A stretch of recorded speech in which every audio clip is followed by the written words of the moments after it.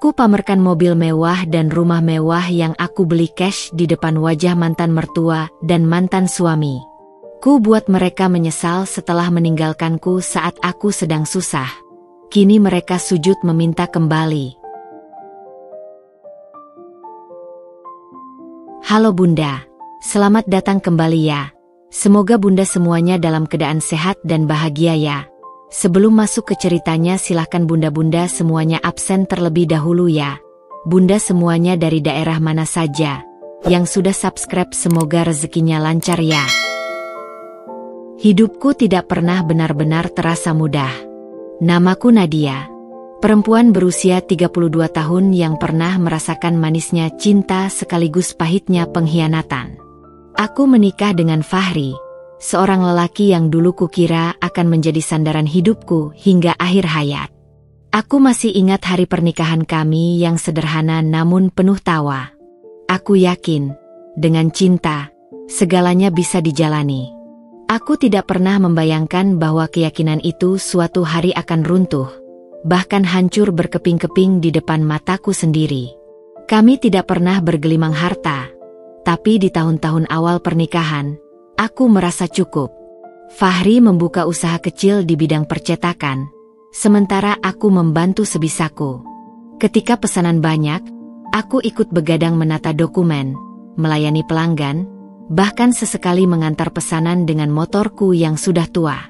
Aku tidak pernah mengeluh. Bagiku, perjuangan berdua lebih berarti daripada duduk diam menikmati kemewahan. Namun seiring waktu, roda kehidupan berputar. Usaha Fahri pelan-pelan goyah. Mesin cetak rusak, pelanggan menurun, dan utang mulai menumpuk. Aku melihat wajahnya yang semakin hari semakin kusut, beban hidup menempel di dahi dan sorot matanya. Di titik itu, aku tidak tinggal diam. Aku mulai menjahit pakaian tetangga untuk menambah penghasilan, membuat kue kecil-kecilan yang kutitipkan di warung, bahkan menerima pekerjaan lepas dari kenalan untuk menulis ulang dokumen. Aku ingin menunjukkan bahwa aku adalah istri yang bisa menopang, bukan sekadar penonton. Namun apa yang kulakukan justru dianggap hina oleh mertuaku, Ibu Ratna. Baginya, seorang menantu seharusnya bisa mengangkat derajat keluarga, bukan sibuk dengan recehan. Suatu sore, aku pulang membawa amplop lusuh berisi bayaran dari pelanggan yang puas dengan jahitanku. Senyum mengembang di bibirku. Setidaknya malam ini aku bisa membeli lauk lebih enak dari biasanya. Namun begitu aku masuk rumah, senyum itu langsung pudar. Di ruang tamu, Ibu Ratna duduk sambil menatapku dengan pandangan meremehkan. Fahri ada di sampingnya, wajahnya masam. Berapa sih dapatnya? Paling juga nggak cukup buat beli bensin, sindir Ibu Ratna. Suaranya penuh nada cemooh. Aku berusaha tenang, mencoba meredakan ketegangan. Alhamdulillah, Bu, lumayan. Bisa buat beli lauk malam ini, jawabku pelan. Bukannya lega, Fahri justru menimpali dengan nada dingin yang membuatku tercekat. Kamu nggak malu, Nat? Jadi istri kok kerjaannya keliling bawa kain, kayak babu. Kalau aku punya istri yang bisa bantu modal, mungkin hidupku nggak akan segini-gini aja. Kata-kata itu bagai pisau yang menusuk jantungku. Aku ingin membela diri, ingin mengatakan bahwa aku melakukan semua ini demi bertahan, demi dirinya juga. Tapi suaraku terkunci. Aku hanya diam, menunduk, lalu masuk kamar sambil membawa air mata yang tak bisa kucegah. Malam itu aku menangis diam-diam, sementara Fahri tidur dengan tenang di sampingku, seolah tak pernah melukai hatiku. Rasanya dunia begitu kejam. Hari-hari berikutnya menjadi semakin berat. Utang menjerat Fahri lebih dalam, usahanya benar-benar bangkrut. Rumah yang kami tinggali pun mulai terancam disita. Aku mengusulkan sesuatu yang menurutku logis, pindah ke kontrakan kecil agar beban biaya berkurang. Tapi sebelum Fahri memberi jawaban, Ibu Ratna sudah menyambar dengan suara tinggi.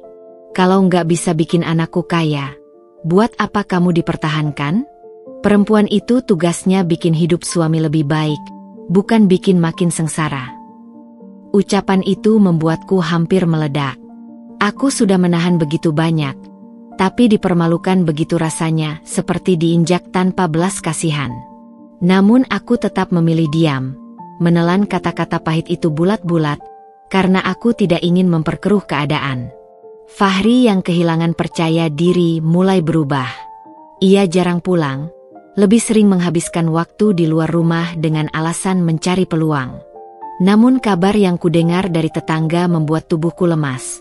Fahri dekat dengan seorang perempuan lain, katanya seorang janda berduit yang bisa membantunya bangkit. Hatiku berontak, tapi aku mencoba menutup telinga. Aku masih ingin percaya bahwa ini hanya gosip. Aku masih ingin yakin bahwa suamiku hanya butuh waktu. Tapi nyatanya aku salah besar. Pagi itu, aku sedang menjemur pakaian ketika Fahri datang bersama ibunya. Dari raut wajah mereka, aku tahu sesuatu yang buruk akan terjadi. Jantungku berdetak kencang. "Kita ceraikan saja." "Yah," suara Ibu Ratna terdengar lantang, penuh kepastian, seakan ia yang lebih berhak atas rumah tangga kami. Fahri menunduk sesaat, lalu menatapku dengan mata dingin yang tak lagi menyisakan kasih. "Aku capek, Nat. Aku butuh istri yang bisa dukung aku, bukan yang bikin aku makin jatuh. Maaf, aku nggak bisa lanjut." Kata-kata itu runtuh di telingaku, menghancurkan seluruh pertahanan yang sudah rapuh. Aku hampir terhuyung, bibirku bergetar. Air mataku jatuh tanpa bisa kucegah. Jadi semua pengorbananku selama ini nggak ada artinya, Fahri? Tanyaku dengan suara lirih, nyaris putus asa. Ia hanya diam, membiarkan keheningan yang lebih menyakitkan daripada kata apapun. Keheningan yang menandakan bahwa aku tidak lagi berarti. Hari itu aku resmi ditinggalkan. Aku keluar dari rumah itu dengan koper kecil berisi beberapa potong pakaian dan dokumen penting. Tidak ada harta, tidak ada simpanan, bahkan tidak ada genggaman tangan yang menahan kepergianku. Ibu Ratna berdiri di pintu, menatapku seolah aku hanyalah sampah yang akhirnya berhasil mereka singkirkan. Sementara Fahri berdiri di belakangnya, wajahnya tanpa ekspresi, menolak menatapku untuk terakhir kali. Punggungku terasa berat, langkahku gontai. Aku benar-benar sendirian. Malam-malam setelahnya, aku tidur di kamar kos sempit dengan dinding lembab. Atap bocor, lantai semen dingin, dan kasur tipis menjadi saksi bisu air mataku. Aku menangis hampir setiap malam, meratapi nasib, bertanya-tanya kenapa hidup begitu kejam. Dunia terasa runtuh, harapan seakan musnah. Orang-orang yang kucintai, yang seharusnya menggenggam tanganku, justru tega meninggalkanku ketika aku paling membutuhkan mereka. Luka itu menorehkan jejak dalam yang tak akan pernah hilang. Namun, di tengah tangisanku yang panjang, ada bisikan kecil dalam hati yang perlahan terdengar semakin jelas. Sebuah suara dari dalam diriku sendiri yang berkata, "Buktikan kalau kamu bukan perempuan yang bisa diremehkan. Bangkit, Nadia. Tunjukkan pada mereka bahwa kamu bisa berdiri tanpa siapapun." Bisikan itu menjadi api kecil, menyala pelan tapi pasti. Aku teringat tatapan merendahkan Ibu Ratna.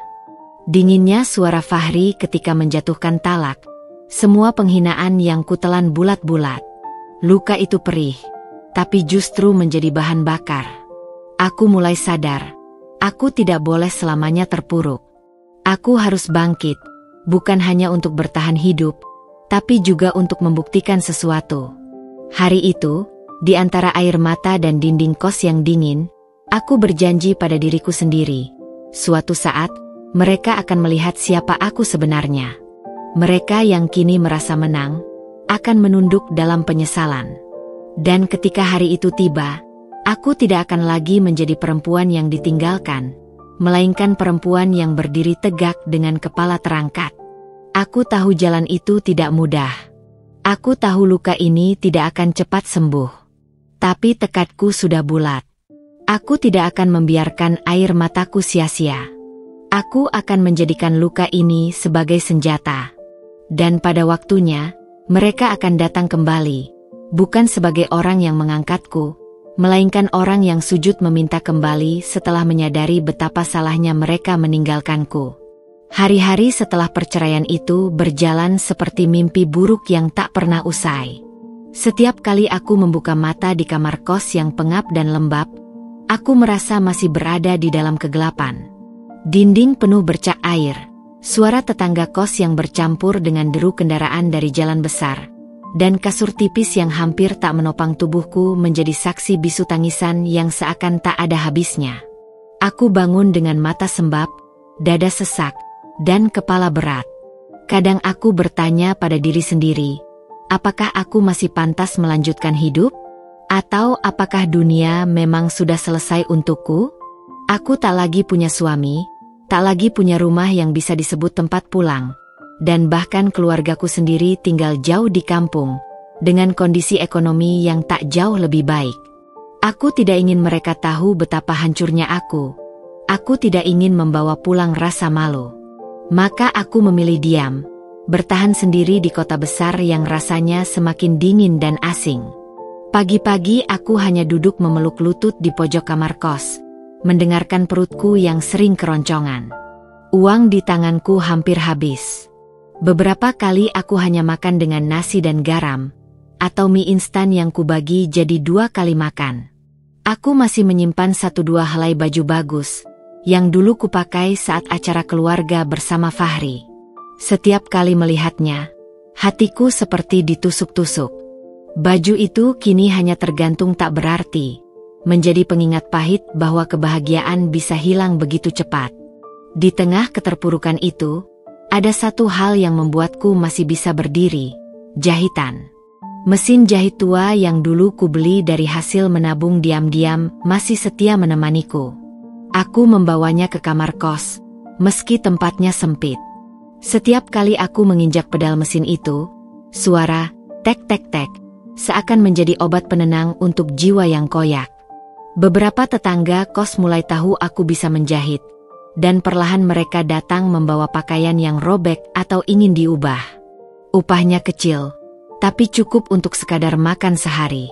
Suatu sore, aku duduk di depan mesin jahit dengan baju sekolah seorang anak kecil yang harus segera diperbaiki. Jarum tanganku bergerak, tapi air mataku menetes tanpa bisa kucegah. Aku teringat kata-kata Fahri yang pernah berkata aku tidak berguna. Aku teringat sindiran Ibu Ratna yang menyebutku hanya membawa sengsara. Tanganku gemetar, tapi aku terus menjahit. Ada suara dalam hati yang berbisik, lanjutkan, Nat, kamu bisa. Ini langkah kecilmu untuk bertahan. Hari-hari itu terasa panjang. Namun pelan-pelan, aku mulai menemukan ritme. Aku belajar mengatur keuangan dengan ketat, menghitung sampai rupiah terakhir. Aku menolak menyerah meski rasa putus asa sering datang tiba-tiba. Pernah suatu malam, listrik kos padam karena aku terlambat membayar. Aku duduk di gelap, menatap langit-langit yang hitam, dan air mata jatuh lagi. Tapi di tengah gulita itu, aku merasakan sesuatu yang tak pernah kurasakan sebelumnya, kebebasan. Ya, aku hancur, aku miskin, aku sendirian. Tapi untuk pertama kalinya, aku tidak lagi berada di bawah bayang-bayang orang lain. Aku bebas mengambil keputusan untuk hidupku sendiri. Tetangga kos kadang mengasihani, ada yang memberi sekedar lauk lebih atau menitipkan cucian kecil untuk kucuci agar aku bisa menambah penghasilan. Aku menerima dengan hati hangat, karena aku tahu, meski dunia terasa kejam, masih ada orang-orang baik yang hadir di sela-sela luka. Dari situlah aku belajar, bahwa hidup bukan hanya tentang siapa yang meninggalkan, tapi juga tentang siapa yang tetap ada walau hanya sebentar. Suatu hari, aku mendapat tawaran dari Bu Wati, pemilik warung dekat kos. Ia tahu aku pandai membuat kue. Nat, kalau kamu mau, coba titipkan kuemu di warung saya. Banyak anak-anak yang suka jajanan manis. Lumayan buat tambahan, katanya sambil tersenyum. Aku sempat ragu. Aku tak punya modal banyak untuk membeli bahan. Tapi Bu Wati memberiku pinjaman kecil, dengan janji aku boleh mencicil dari hasil jualan. Malam itu aku membuat kue-kue sederhana dengan resep warisan ibuku. Tanganku gemetar, tapi semangatku tumbuh. Saat kuenya laku di keesokan hari, ada rasa bahagia yang sulit kujelaskan. Rasanya seperti menemukan secercah cahaya di tengah lorong gelap yang panjang. Perlahan, aku mulai mengisi hari-hariku bukan lagi dengan tangisan, tapi dengan kerja. Aku masih menangis, tentu saja. Luka dari pengkhianatan Fahri tidak akan sembuh secepat itu. Setiap kali aku melihat pasangan muda bergandengan tangan, hatiku perih. Setiap kali mendengar kabar Fahri yang semakin dekat dengan perempuan barunya, dadaku sesak. Tapi aku belajar untuk tidak berhenti. Air mataku tidak lagi menjadi tanda kelemahan, melainkan pengingat bahwa aku masih manusia dan masih punya hati. Di tengah perjuangan kecilku, aku juga mulai menata pikiranku. Aku membeli buku bekas dari pasar loak, buku motivasi yang kertasnya sudah menguning. Aku membacanya di malam hari sambil ditemani kopi sachet murahan. Dari situ aku belajar bahwa keberhasilan bukan datang tiba-tiba, melainkan dibangun dari keberanian untuk terus melangkah meski terjatuh berkali-kali. Kata-kata sederhana dalam buku itu terasa seperti teman yang memelukku, membisikkan bahwa aku masih punya kesempatan. Aku sadar, aku sedang berada di titik terendah dalam hidupku.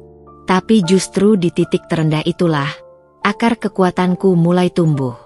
Aku belajar berdiri bukan karena ada tangan yang mengangkatku, melainkan karena aku dipaksa oleh keadaan untuk bangkit.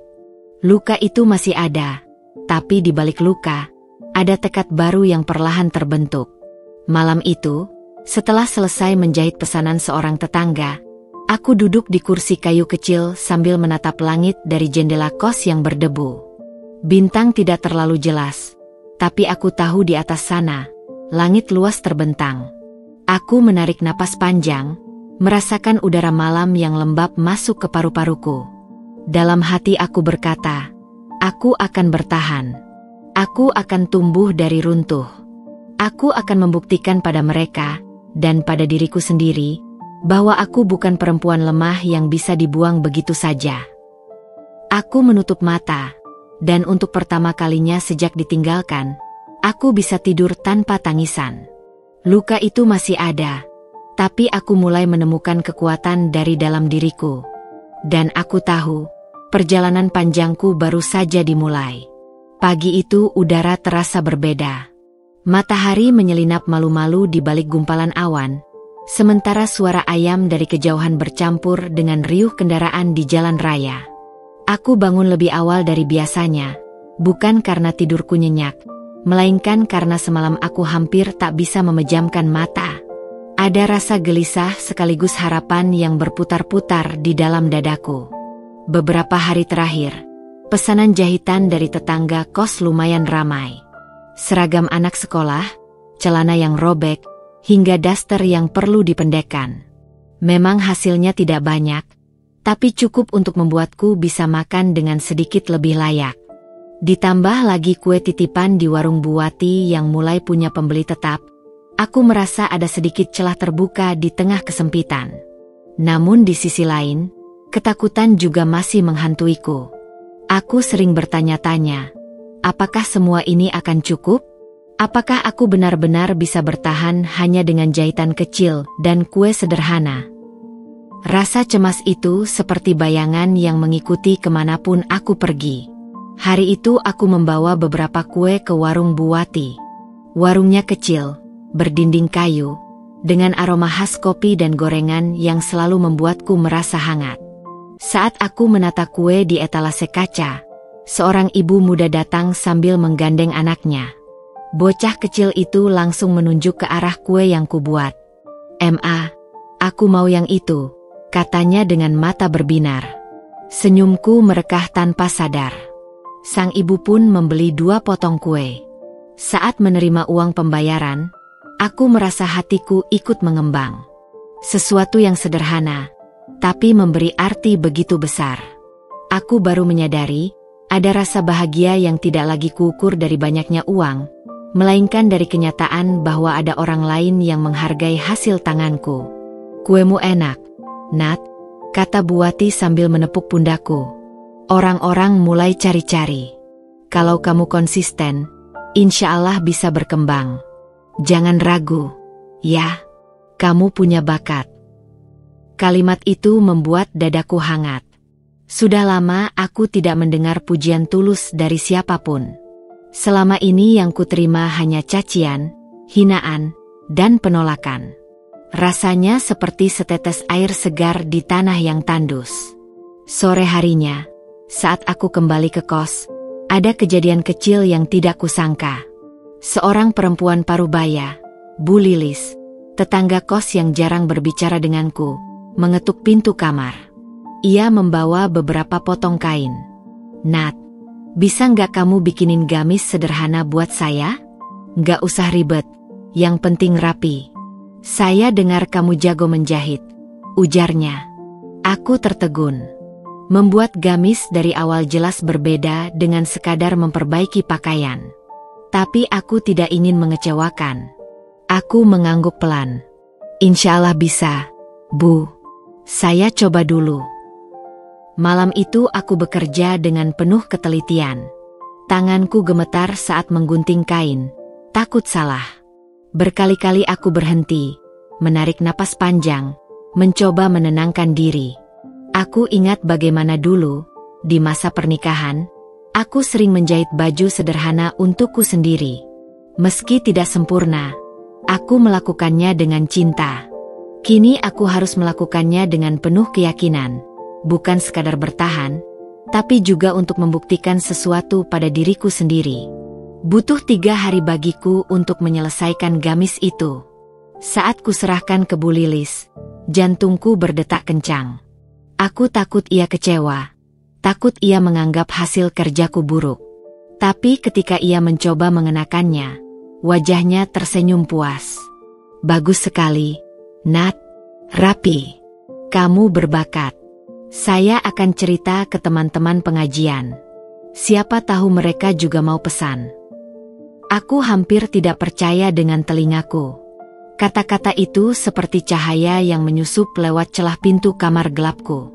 Aku menatap gamis yang kini melekat di tubuh Bu Lilis. Dan untuk pertama kalinya aku melihat hasil tanganku bukan hanya sebagai pekerjaan kecil, melainkan sebagai jalan. Jalan yang mungkin akan membawaku ke kehidupan yang lebih baik.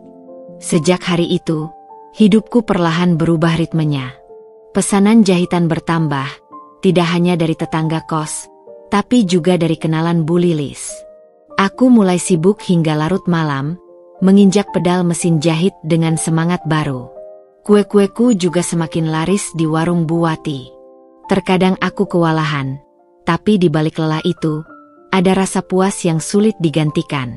Namun meski begitu, luka di hatiku belum sembuh. Setiap kali aku melihat pasangan suami istri berbelanja bersama di warung, rasa iri menusuk. Setiap kali mendengar kabar tentang Fahri yang katanya makin mesra dengan perempuan barunya, dadaku sesak. Aku masih sering menangis diam-diam, meratapi kenangan yang tak bisa kuhapus begitu saja. Tapi kini ada perbedaan. Aku menangis sambil tetap bekerja, bukan lagi menangis sambil terpuruk. Aku sadar, inilah yang disebut cahaya dari celah.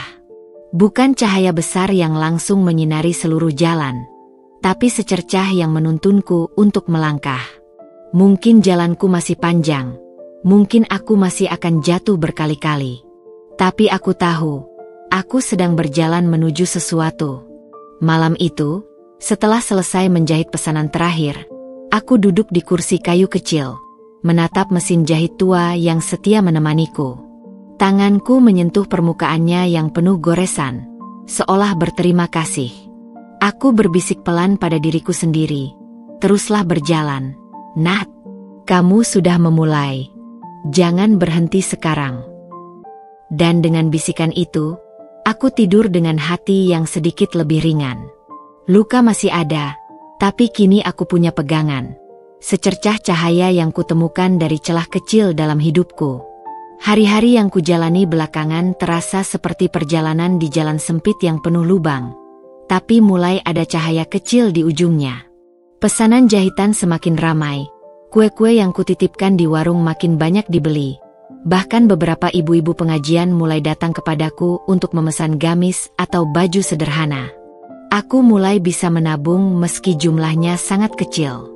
Meski begitu, aku tahu hidup masih rapuh. Ibarat benang halus yang siap putus kapan saja. Di tengah semua kesibukan baru itu, aku tak pernah benar-benar bisa lepas dari bayangan masa lalu.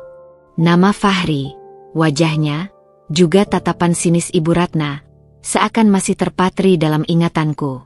Aku berusaha mengalihkan diri dengan bekerja, tapi sesekali bayangan itu kembali menghantamku tanpa ampun.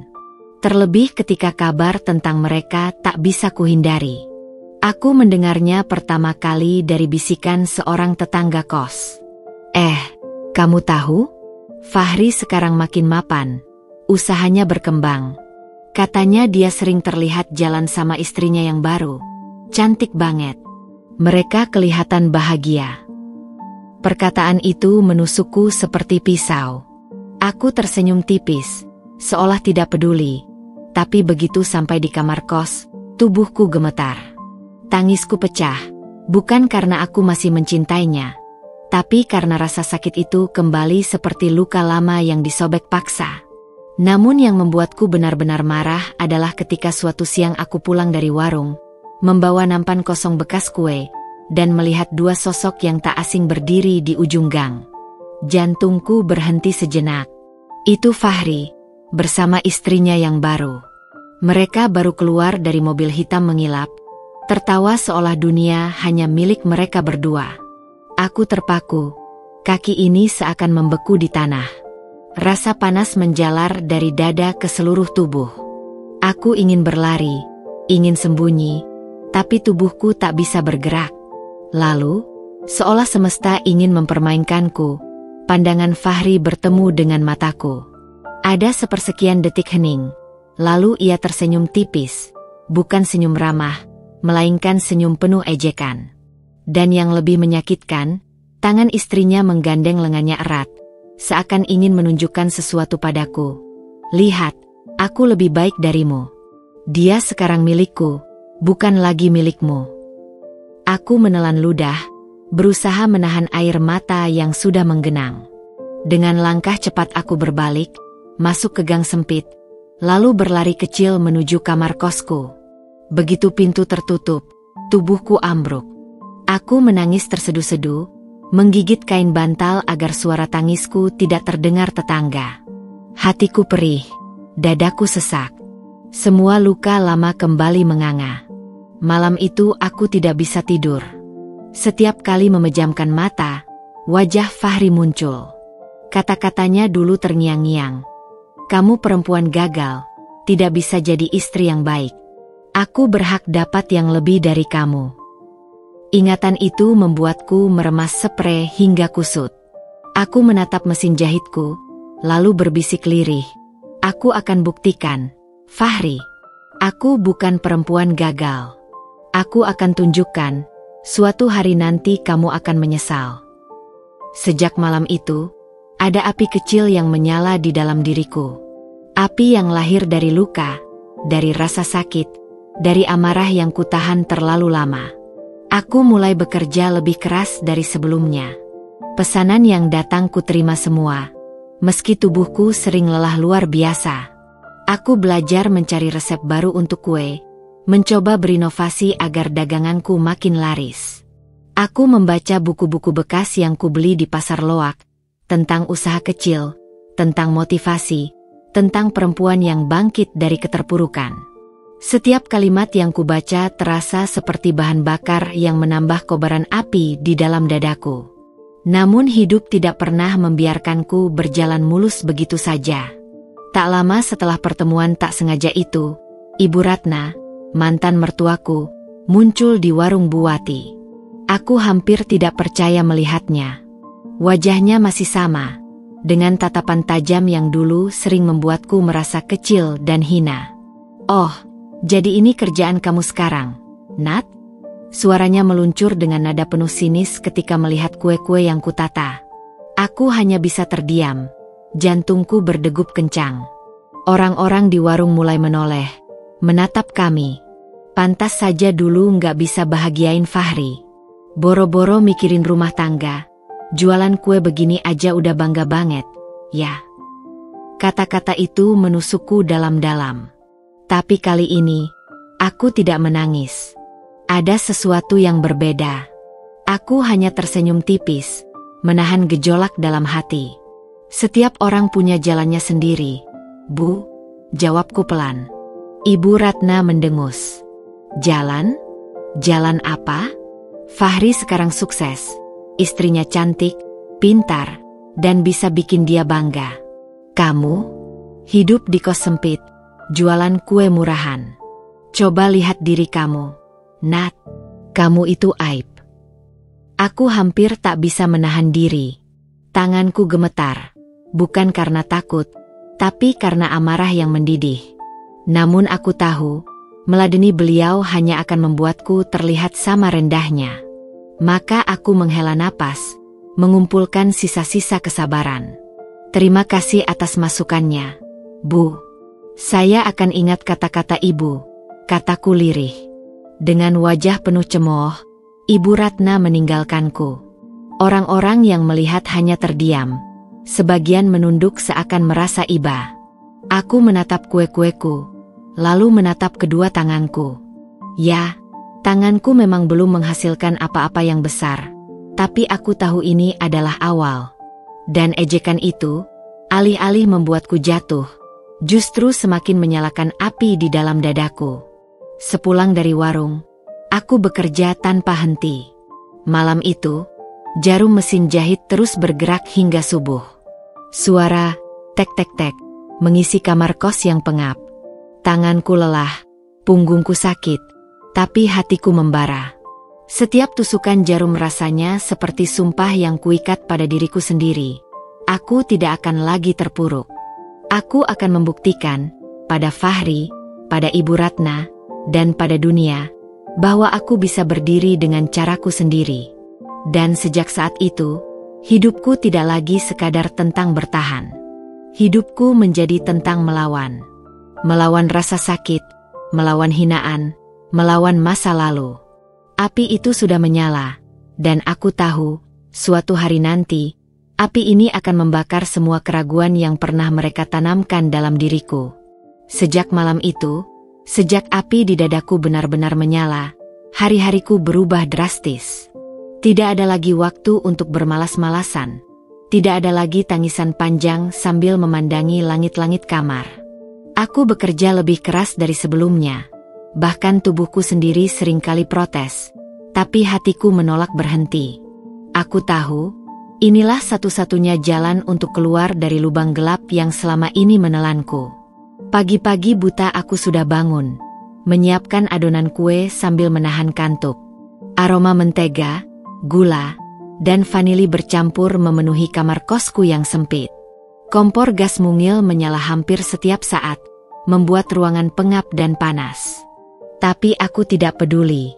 Selama loyang-loyang kue itu bisa terjual, selama setiap potong kue bisa menambah rupiah, aku rela berpeluh. Siang hari, aku sibuk dengan mesin jahit tua. Kakiku menekan pedal hingga pegal, sementara jarum kecil itu terus menembus kain demi kain. Terkadang aku harus mengulang berkali-kali karena hasilnya kurang rapi. Namun aku tidak menyerah. Aku percaya, setiap jahitan yang kuselesaikan adalah langkah kecil menuju masa depan yang lebih baik. Sore menjelang malam, aku berkeliling mengantarkan pesanan. Kadang hujan deras membuatku basah kuyup.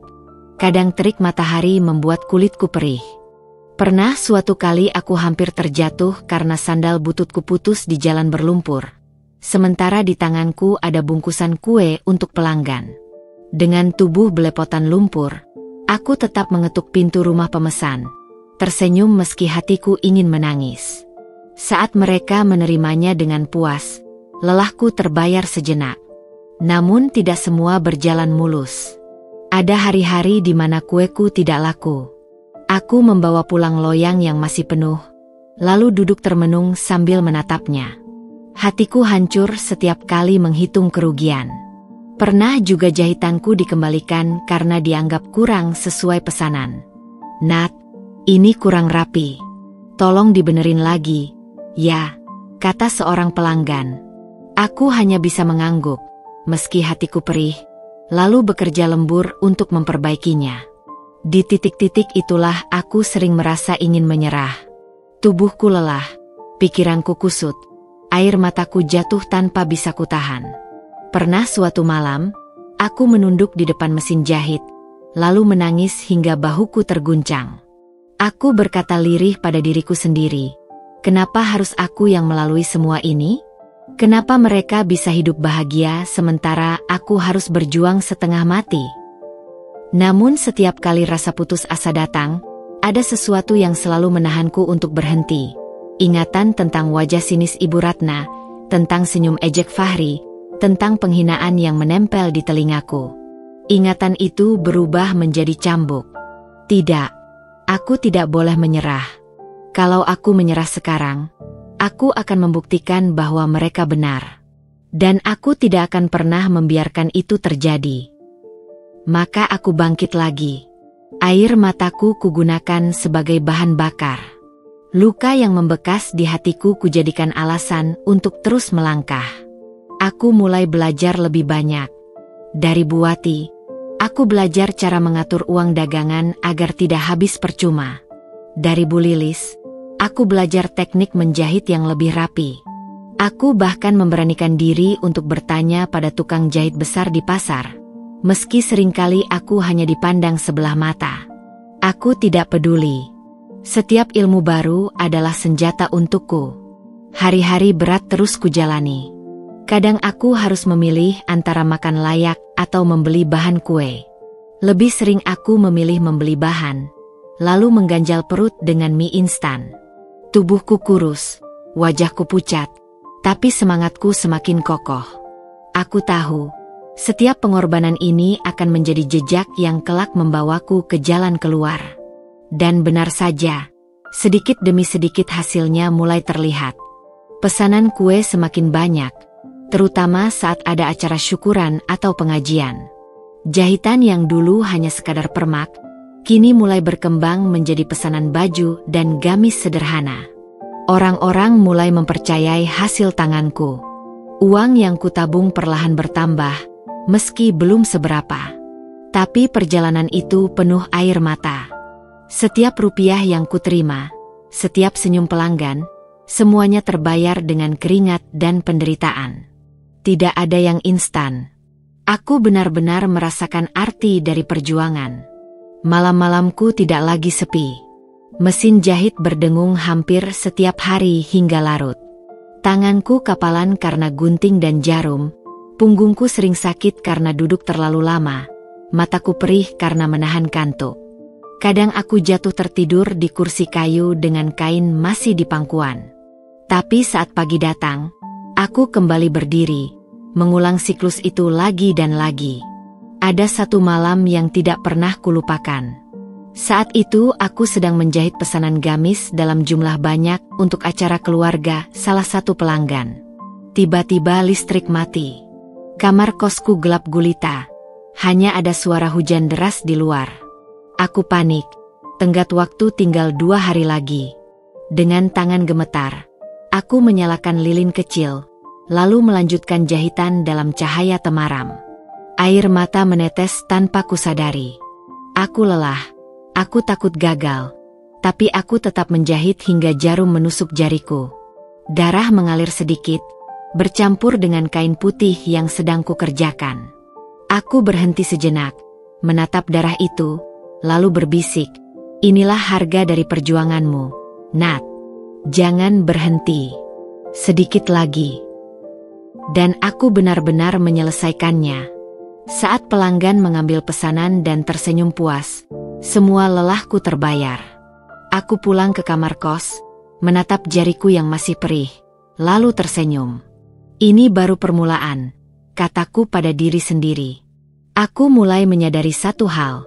Keringat dan air mataku bukanlah tanda kelemahan, melainkan jejak kekuatan. Setiap luka, setiap tangisan, setiap peluh yang jatuh, semuanya adalah saksi bahwa aku sedang membangun jalan hidupku sendiri. Dan aku berjanji pada diriku sendiri, meski jalan ini panjang, meski penuh duri dan batu, aku akan terus melangkah. Karena aku tahu, di ujung perjalanan, ada sesuatu yang lebih besar menantiku. Sesuatu yang akan membuat semua hinaan itu berubah menjadi penyesalan bagi mereka yang pernah menjatuhkanku. Hari-hari yang kujalani mulai menemukan ritmenya. Meski tubuhku lelah, ada kepuasan tersendiri ketika pesanan datang silih berganti. Kue-kue yang kutitipkan di warung Bu Wati hampir selalu habis. Pesanan jahitan pun semakin ramai. Aku bahkan bisa menabung sedikit demi sedikit, meski jumlahnya tak seberapa. Untuk pertama kalinya setelah sekian lama, aku merasakan secercah keyakinan bahwa hidupku bisa berubah. Namun ternyata, hidup selalu punya cara untuk menguji keteguhan hati. Tepat ketika aku mulai percaya diri, badai besar datang menghantamku.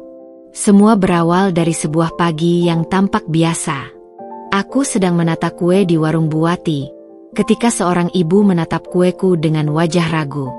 "Nat, ini kuenya kok rasanya beda, ya? Kayak agak asam gitu." Aku terkejut. Segera kuambil sepotong dan mencicipinya. Benar saja, ada rasa aneh, seperti bahan yang sudah tidak segar. Hatiku berdebar panik. Aku ingat, semalam aku membeli telur di pasar dengan harga miring karena stokku habis. Mungkin salah satu telurnya sudah busuk tanpa kusadari. Kabar itu menyebar cepat. Dalam sehari, beberapa pelanggan datang mengeluh. Ada yang wajahnya kecewa, ada juga yang terang-terangan marah. "Saya udah pesan banyak, Nat. Tamu saya makan juga. Malu banget rasanya kalau rasanya kayak gini," ucap seorang ibu dengan nada tinggi. Aku hanya bisa menunduk, berkali-kali meminta maaf. Hatiku seperti diremas. Semua kerja keras yang kubangun perlahan terasa runtuh. Seolah itu belum cukup. 2 hari kemudian musibah lain datang. Mesin jahitku mendadak rusak. Pedalnya macet. Jarumnya tidak mau bergerak. Aku panik, karena ada 3 pesanan baju yang harus segera diselesaikan. Dengan wajah kusut aku mencoba memperbaikinya sendiri, tapi tidak berhasil. Aku harus membawanya ke tukang servis, yang tentu saja membutuhkan biaya, uang yang sebenarnya sudah kusiapkan untuk membeli bahan kue minggu depan. Malam itu aku terduduk di lantai kamar kosku. Tanganku menutup wajah, air mata jatuh tanpa henti. Kenapa selalu begini? Ya Allah, saat aku baru mulai bangkit. Kenapa engkau uji lagi? Aku berbisik dengan suara bergetar. Keringat, air mata, semuanya rasanya sia-sia. Ada suara kecil di dalam diriku yang membisikkan, "Sudahlah, Nat, berhenti saja. Kau memang tidak akan bisa." Aku hampir percaya bisikan itu. Hampir. Sampai aku mengingat kembali wajah Ibu Ratna yang menatapku penuh cemooh, senyum ejek Fahri yang menusuk jantungku. Aku memukul lantai dengan kepalan tangan, berteriak lirih, "Tidak! Aku tidak akan menyerah." Keesokan harinya, dengan mata sembab, aku berkeliling mencari cara. Aku menemui tukang servis mesin jahit, menawar habis-habisan hingga akhirnya ia setuju memperbaikinya dengan biaya yang lebih ringan, meski aku harus menunggu 3 hari. Sementara untuk pesanan kue, aku mendatangi satu persatu pelanggan yang sempat kecewa.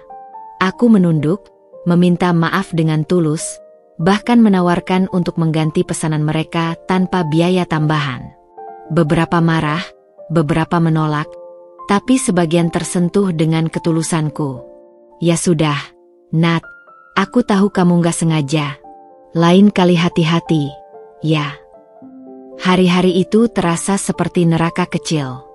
Tubuhku lelah, hatiku remuk, tapi aku memaksa diri tetap berdiri. Aku sadar, inilah ujiannya. Hidup seakan berkata, kalau benar kau ingin bangkit, buktikan. Jangan hanya bicara. 3 hari kemudian, mesin jahitku kembali normal. Pesanan yang sempat tertunda langsung kuselesaikan, bahkan dengan kualitas lebih baik dari sebelumnya. Untuk kue, aku lebih berhati-hati memilih bahan, meski harus merogoh kocek lebih dalam. Sedikit demi sedikit, kepercayaan pelanggan mulai pulih. Dari semua guncangan itu, aku belajar satu hal. Jatuh bukan berarti kalah, selama aku mau bangkit lagi. Air mataku kembali menetes, tapi kali ini bukan hanya karena sakit, melainkan juga karena aku sadar bahwa aku bisa lebih kuat dari yang kubayangkan. Malam itu, setelah semua pesanan selesai, aku duduk di depan mesin jahitku, menatap tanganku yang penuh kapalan. Aku tersenyum kecil, lalu berbisik, "Teruslah hidup, Nat. Teruslah berjuang. Karena ujian ini bukan untuk menjatuhkanmu, tapi untuk membuatmu lebih kokoh. Dan aku tahu, badai ini belum yang terakhir. Akan ada ujian-ujian lain menantiku. Tapi aku sudah siap." Api yang membakar di dadaku kini bukan lagi sekadar amarah, melainkan tekad yang semakin kuat. Aku mungkin akan jatuh lagi, tapi aku juga akan bangkit lagi. Sebab inilah jalanku. Jalanku menuju kehidupan yang baru. Sejak badai itu berlalu, aku mulai menata kembali kehidupanku dengan hati-hati. Aku belajar dari kesalahan, telur murah yang ternyata rusak, mesin jahit yang rusak di saat genting, pelanggan yang sempat kecewa. Semua itu menjadi pelajaran yang membekas, membuatku lebih waspada dalam setiap langkah. Aku tidak ingin lagi terperosok karena kecerobohan kecil yang bisa menghancurkan seluruh kepercayaan yang sudah kuperjuangkan. Setiap kali aku merasa ingin cepat, aku selalu mengingat kalimat yang kudengar dari Bu Wati suatu sore ketika aku hampir putus asa. "Nat, usaha itu bukan tentang siapa yang paling cepat, tapi siapa yang paling tahan. Kau masih muda, tahanlah sedikit lagi." Kata-kata itu melekat di kepalaku, menenangkan sekaligus meneguhkan langkahku.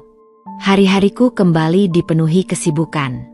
Pagi aku menyiapkan kue, siang aku menjahit, sore aku berkeliling mengantarkan pesanan. Ada lelah yang tak terucapkan, tapi kali ini aku merasa lebih kuat. Aku tidak lagi mengeluh ketika tanganku pegal atau ketika peluh bercucuran. Aku tahu, semua itu bagian dari proses. Dan dalam keheningan malam, saat aku duduk di depan mesin jahit dengan lampu redup menemani, aku sering berbisik pada diriku sendiri. "Sedikit lagi, Nat. Hidup yang kau impikan sedang menunggumu di ujung jalan." Perlahan, cahaya itu mulai menampakkan diri. Suatu pagi, ketika aku sedang menata kue di meja kecil untuk difoto dan ditawarkan ke pelanggan lewat ponsel jadulku, seorang tetangga kos mengetuk pintu. Namanya Siska, seorang mahasiswa yang tinggal di kamar ujung. "Nat, aku lihat kuemu sering dipesan orang. Boleh nggak aku pesen buat acara kampus minggu depan? Temen-temenku suka yang manis-manis, kayak brownies gitu." Aku terdiam sesaat, jantungku berdebar.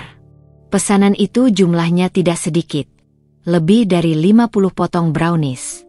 Bagiku, itu seperti tantangan besar sekaligus peluang emas. Dengan hati-hati aku mengangguk. "Boleh, yes. Aku siapin. Tapi aku butuh waktu." "Ya, boleh aku antar pagi hari sebelum acara?" Siska tersenyum dan mengiyakan. Malam itu aku tidak bisa tidur. Aku memikirkan bagaimana cara memenuhi pesanan besar itu dengan peralatan seadanya. Ovenku kecil, loyang hanya 2, bahan pun terbatas. Namun semangatku terlalu besar untuk padam. Aku meminjam oven tetangga, membeli bahan dengan tabungan yang semula kusimpan untuk keperluan mendesak, dan mulai bekerja tanpa henti. Hari-hari menjelang acara itu menjadi salah satu momen paling sibuk dalam hidupku. Aku mengaduk adonan sampai tangan terasa kaku, mencium aroma coklat yang menempel di rambut dan bajuku, memindahkan loyang demi loyang dari oven kecil ke meja. Saat malam semakin larut, aku sering terlelap sejenak di kursi, hanya untuk bangun lagi ketika alarm di ponselku berbunyi tanda oven sudah harus dicek. Mataku merah, tubuhku lelah, tapi ada semangat yang mengalir deras dalam nadiku. Aku tahu, kesempatan ini bisa membuka pintu lebih besar jika aku berhasil. Dan benar saja, saat brownies itu sampai di tangan Siska, ia tampak terkejut. "Nat, ini rapi banget. Aromanya enak lagi." Aku hanya bisa tersenyum, malu sambil menyeka peluh di kening. Ketika acara kampus selesai, Siska kembali padaku dengan kabar yang membuatku hampir menangis bahagia. Teman-temanku pada nanya, "Ini beli di mana?" Mereka bilang enak banget. "Kayaknya kamu harus siap-siap terima pesanan lebih banyak, Nat." Sejak saat itu, namaku mulai beredar di kalangan mahasiswa sekitar. Pesanan kue semakin banyak, tidak hanya brownies tapi juga kue bolu, kue kering, bahkan puding untuk acara kecil. Kos-kosan yang dulu sepi kini sering dipenuhi aroma kue manis yang menenangkan. Setiap kali pintu kamarku diketuk, aku tahu itu adalah pelanggan yang datang mengambil pesanan atau sekadar bertanya harga. Aku merasa seperti menemukan jalanku sendiri. Tidak hanya dari kue, usahaku di bidang jahitan pun mulai berkembang. Seorang pelanggan yang puas dengan gamis yang kubuat merekomendasikan ke temannya. Dari situ, aku mulai menerima pesanan seragam pengajian, baju anak, hingga gamis sederhana untuk acara keluarga. Aku masih ingat betapa deg-degannya ketika menerima pesanan pertama dalam jumlah banyak, 10 gamis sekaligus. Aku nyaris tidak tidur selama seminggu penuh untuk menyelesaikannya. Tapi ketika pelanggan itu tersenyum dan membayar lunas tanpa menawar, aku tahu bahwa jerih payahku tidak sia-sia. Perubahan kecil tapi nyata mulai kurasakan. Tabunganku bertambah, meski belum banyak. Aku bisa membeli mesin jahit bekas yang lebih baik, sehingga pekerjaanku sedikit lebih ringan. Aku bahkan bisa mengganti sandal bututku dengan sepatu sederhana, hal kecil yang membuat langkahku terasa lebih tegap. Yang lebih penting lagi, aku mulai bisa mengirim sebagian uang untuk ibuku di kampung, meski jumlahnya masih kecil. Saat beliau mengucapkan terima kasih dengan suara bergetar di telepon, hatiku hangat. "Aku bangga sama kamu, Nak. Kamu kuat sekali," katanya. Kata-kata itu menjadi doa yang menenangkan luka-luka lama dalam diriku. Namun perjalanan ini tidak sepenuhnya mulus. Ada saat di mana aku kewalahan menerima pesanan, ada saat di mana pelanggan menawar dengan harga yang membuatku nyaris rugi. Tapi kali ini aku tidak mudah goyah. Aku sudah tahu bahwa semua proses itu memang bagian dari perjuangan. Aku belajar menolak dengan sopan ketika tawaran harga tidak masuk akal. Aku belajar mengatur waktu agar tidak kebakaran jenggot di menit terakhir. Aku belajar berdiri dengan lebih tegas, tanpa kehilangan kesantunan. Cahaya yang dulu terasa begitu jauh kini mulai tampak di kejauhan. Aku belum sampai, tapi aku bisa melihat jalannya. Setiap langkah yang kuambil terasa lebih ringan meski tetap penuh peluh. Dan di balik semua itu, ada rasa puas yang sulit kugambarkan. Puas karena aku membangun semuanya dari nol, dengan tanganku sendiri, dengan air mata yang tak terhitung jumlahnya. Malam itu, setelah mengantarkan pesanan terakhirku, aku pulang ke kamar kos yang masih sempit dan panas. Aku duduk di lantai, menatap sekeliling ruangan yang penuh dengan bahan kue, kain, dan mesin jahit. Tidak ada yang mewah di sana, tidak ada yang berkilau. Tapi aku tersenyum. Disinilah titik awal kebangkitanku. Disinilah aku sedang menulis takdirku sendiri. Aku mengambil buku catatan kecil tempatku menuliskan daftar pesanan dan pengeluaran. Dengan tangan gemetar, aku menuliskan kalimat yang belum pernah berani kutulis sebelumnya. Aku akan sukses. Aku akan buktikan. Aku akan berdiri di depan orang-orang yang meremehkanku, bukan lagi sebagai perempuan yang ditinggalkan, melainkan sebagai perempuan yang bangkit dan berhasil. Air mataku menetes lagi. Tapi kali ini bukan karena luka. Air mata itu jatuh sebagai tanda syukur, tanda harapan, Tanda bahwa aku percaya pada cahaya yang mulai tampak di hadapanku. Dan aku tahu, perjalanan ini masih panjang. Akan ada jalan terjal, akan ada luka baru, tapi aku tidak takut. Karena kini aku telah menemukan api yang benar-benar menghangatkan, bukan hanya membakar. Api itu adalah tekad, dan tekad itu tak lagi bisa dipadamkan. Hari-hari belakangan terasa seperti mimpi indah yang perlahan jadi nyata. Pesanan kue tak pernah sepi, jahitan semakin ramai, bahkan aku mulai punya pelanggan tetap yang selalu kembali padaku. Rasanya seperti berjalan di jalan baru yang penuh cahaya. Meski aku masih harus berjuang keras setiap hari. Ada kebanggaan kecil yang tumbuh dalam diriku, kebanggaan yang membuatku bisa tersenyum meski tubuh lelah. Aku mulai percaya bahwa masa laluku yang kelam hanyalah batu loncatan menuju masa depan yang lebih baik. Namun, seperti biasa, hidup tidak pernah membiarkan kita terlalu lama tenang. Luka yang kupikir sudah kering, tiba-tiba tergores lagi. Dan goresan itu justru datang ketika aku paling tidak menduganya. Siang itu, aku sedang menunggu kue bolu kukus keluar dari kukusan ketika ponselku bergetar. Nomornya asing, tapi aku angkat juga. Halo, ini benar dengan Mbak Nadia. Suara seorang perempuan di seberang terdengar ramah. Aku mengiyakan. Saya dari panitia acara pernikahan anaknya Bu Ratna. Kami dengar Mbak terima pesanan kue dan jahitan.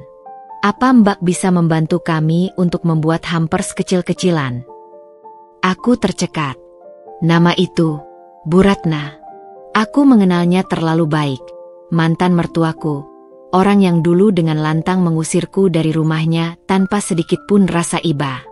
Orang yang berkata bahwa aku hanyalah beban bagi anaknya, tidak pantas mendampingi Fahri, mantan suamiku. Suara perempuan itu masih terdengar menjelaskan rincian pesanan, tapi pikiranku langsung kacau. Rasanya seperti ditarik kembali ke lubang gelap yang selama ini susah payah kutinggalkan. Aku menarik napas panjang sebelum menjawab, mencoba terdengar tenang. Insya Allah bisa, Bu. Tapi boleh saya tahu, ini untuk tanggal berapa? Setelah mendengar jawabannya, aku menutup telepon dengan tangan bergetar. Jantungku berdegup keras, mataku panas. Semua bayangan masa lalu tiba-tiba menyerbu. Malam-malam ketika aku menangis sendirian, hinaan yang masih terngiang, wajah Fahri yang dingin ketika meninggalkanku. Luka lama itu ternyata belum sembuh. Ia hanya tertidur, menunggu saat untuk bangun kembali. Malamnya aku tak bisa tidur. Berkali-kali aku menatap daftar pesanan, mencoba meyakinkan diri bahwa ini hanya pekerjaan, hanya transaksi biasa. Tapi hati kecilku berontak. Bagaimana mungkin aku bisa begitu tenang melayani keluarga yang pernah menelantarkan dan menghancurkanku? Bagaimana mungkin aku bisa mengulurkan tanganku untuk mereka, sementara dulu tangan ini ditolak mentah-mentah? Namun di sisi lain, ada suara lain yang berbisik. Inilah kesempatanmu, Nat. Bukan untuk balas dendam, tapi untuk menunjukkan siapa dirimu sekarang. Buktikan bahwa kau bukan lagi perempuan yang mereka hina. Aku menutup wajahku dengan kedua tangan. Air mata jatuh begitu saja. Perang di dalam diriku membuatku hampir gila. Akhirnya, aku memutuskan untuk menerima pesanan itu. Dengan hati yang masih bergetar, aku mulai menyiapkan segala sesuatunya. Kukumpulkan bahan terbaik, kususun konsep hampers dengan seindah mungkin. Aku bahkan mengeluarkan sedikit tabungan untuk membeli pita dan kotak cantik, sesuatu yang biasanya enggan kulakukan karena biaya. Tapi kali ini berbeda. Kali ini, aku ingin mereka melihat hasil tanganku, ingin mereka tahu bahwa perempuan yang dulu mereka usir kini bisa berdiri dengan kepala tegak. Hari demi hari aku bekerja tanpa lelah. Setiap adonan yang kuaduk, setiap kain yang kupotong, aku lakukan dengan perasaan campur aduk. Ada marah, ada sakit, ada tekad yang menyala-nyala. Beberapa kali aku hampir goyah, ingin membatalkan semua ini. Tapi aku selalu kembali teringat pada kalimat yang kutulis di buku catatanku. Aku akan buktikan. Kata-kata itu menjadi bahan bakarku. Hari penyerahan pesanan pun tiba. Aku datang dengan motor bututku, membawa hampers dan beberapa potong baju pesanan yang sudah rapi. Lokasinya di rumah besar yang dulu pernah menjadi tempatku tinggal. Tempat semua luka itu bermula. Saat berdiri di depan gerbang, kakiku hampir tak sanggup melangkah. Kenangan menyerbu begitu kuat. Malam dingin ketika aku berdiri di sini, menenteng tas kecil, diusir tanpa belas kasihan. Aku menggigit bibir, menahan air mata yang hampir jatuh. Seorang pembantu membuka pintu dan mempersilakan aku masuk. Rumah itu masih sama, megah, dingin, penuh dengan perabot mahal. Aroma bunga segar memenuhi ruang tamu. Dan di sana, duduklah sosok yang paling ingin kuhindari, Bu Ratna. Wajahnya masih sama, angkuh dan penuh wibawa. Tapi kali ini, ada sedikit kerutan di sekitar matanya. Ia menatapku sesaat, lalu mengangguk kecil. Aku menunduk, berusaha tetap sopan. Ini pesanannya, Bu. Semoga sesuai. Suaraku bergetar, tapi aku memaksakan senyum. Bu Ratna membuka satu kotak hampers, menatapnya lama, lalu berkata pelan, "Cantik sekali." Hanya itu, tanpa tambahan kata. Tapi bagiku, kalimat sederhana itu seperti tamparan. Dulu ia bilang aku tidak berguna, tidak bisa apa-apa. Sekarang ia mengakui hasil kerjaku, meski dengan kata sesingkat itu. Saat aku hendak pamit, suara yang lebih menyakitkan terdengar. "Nadia." Aku menoleh, dan di sana berdiri Fahri, mantan suamiku. Lelaki yang dulu kucintai setengah mati, yang akhirnya memilih meninggalkanku saat aku terpuruk. Wajahnya masih sama, hanya sedikit lebih dewasa. Ia menatapku dengan ekspresi sulit kubaca, antara kaget, kagum, dan mungkin menyesal. Aku terdiam, tubuhku kaku. Ribuan perasaan menyerbu dalam sekejap. Ingin marah, ingin menangis, ingin lari sejauh mungkin. Tapi aku hanya berdiri di sana, menatapnya balik dengan mata yang berair. Untuk pertama kalinya sejak semua itu terjadi, aku berhadapan langsung dengan masa laluku yang paling menyakitkan. "Nat." Fahri melangkah mendekat, suaranya lirih. Tapi aku segera mengalihkan pandangan, menahan segala gejolak yang hampir meledak. Dengan cepat aku merapikan tas, lalu berkata, "Terima kasih sudah memesan. Saya pamit, Bu." Suaraku terdengar tegas, meski dadaku bergemuruh. Aku melangkah pergi tanpa menoleh lagi, meninggalkan rumah itu dengan langkah cepat. Begitu keluar dari gerbang, air mataku akhirnya pecah. Aku menangis di atas motor bututku. Menangis bukan karena lemah, tapi karena luka lama itu kembali terbuka dengan kasar. Namun di balik sakit itu, ada sesuatu yang berbeda. Aku tidak lagi perempuan yang dulu menangis karena merasa tak berdaya. Aku menangis kali ini karena berhasil berdiri, berhasil menunjukkan diriku, berhasil membuat mereka melihat bahwa aku bisa. Malam itu, aku kembali ke kamar kosku yang sempit. Aku menatap hampers sisa yang kubuat lebih, lalu berbisik lirih. Aku tidak butuh pengakuan mereka. Aku hanya butuh buktikan pada diriku sendiri, bahwa aku kuat. Dan untuk pertama kalinya, aku merasa luka itu perlahan berubah menjadi kekuatan. Luka lama memang terbuka kembali, tapi justru dari situlah aku sadar, aku sudah bukan Nadia yang dulu. Hari-hari setelah pertemuan itu terasa seperti mendung yang menggantung. Meski pesanan kue dan jahitan tetap ramai, aku tidak bisa menutup rapat luka yang kembali terbuka. Tatapan Bu Ratna yang dingin, suara lirih Fahri yang memanggil namaku, semua itu masih bergema di kepalaku. Aku sering terbangun di malam hari dengan mata basah, seakan-akan seluruh perjuanganku yang keras kembali dipertanyakan. Namun, di sela tangis itu, ada bara kecil yang terus menyala. Aku berulang kali mengingatkan diriku, aku sudah membuktikan bahwa aku bisa.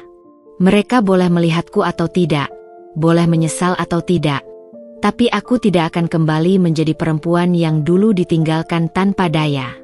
Dalam kelelahan dan pergulatan batin itu, hidup kembali memberiku kejutan. Suatu pagi yang cerah, ketika aku sedang sibuk menata kue-kue basah di wadah plastik untuk dititipkan ke warung Bu Wati, ponselku bergetar. Nomor yang muncul tidak kukenal, tapi aku tetap mengangkatnya. Halo, ini benar dengan Mbak Nadia, penjual kue. Suara seorang laki-laki terdengar jelas, tegas, tapi ramah. Aku mengiyakan dengan hati-hati.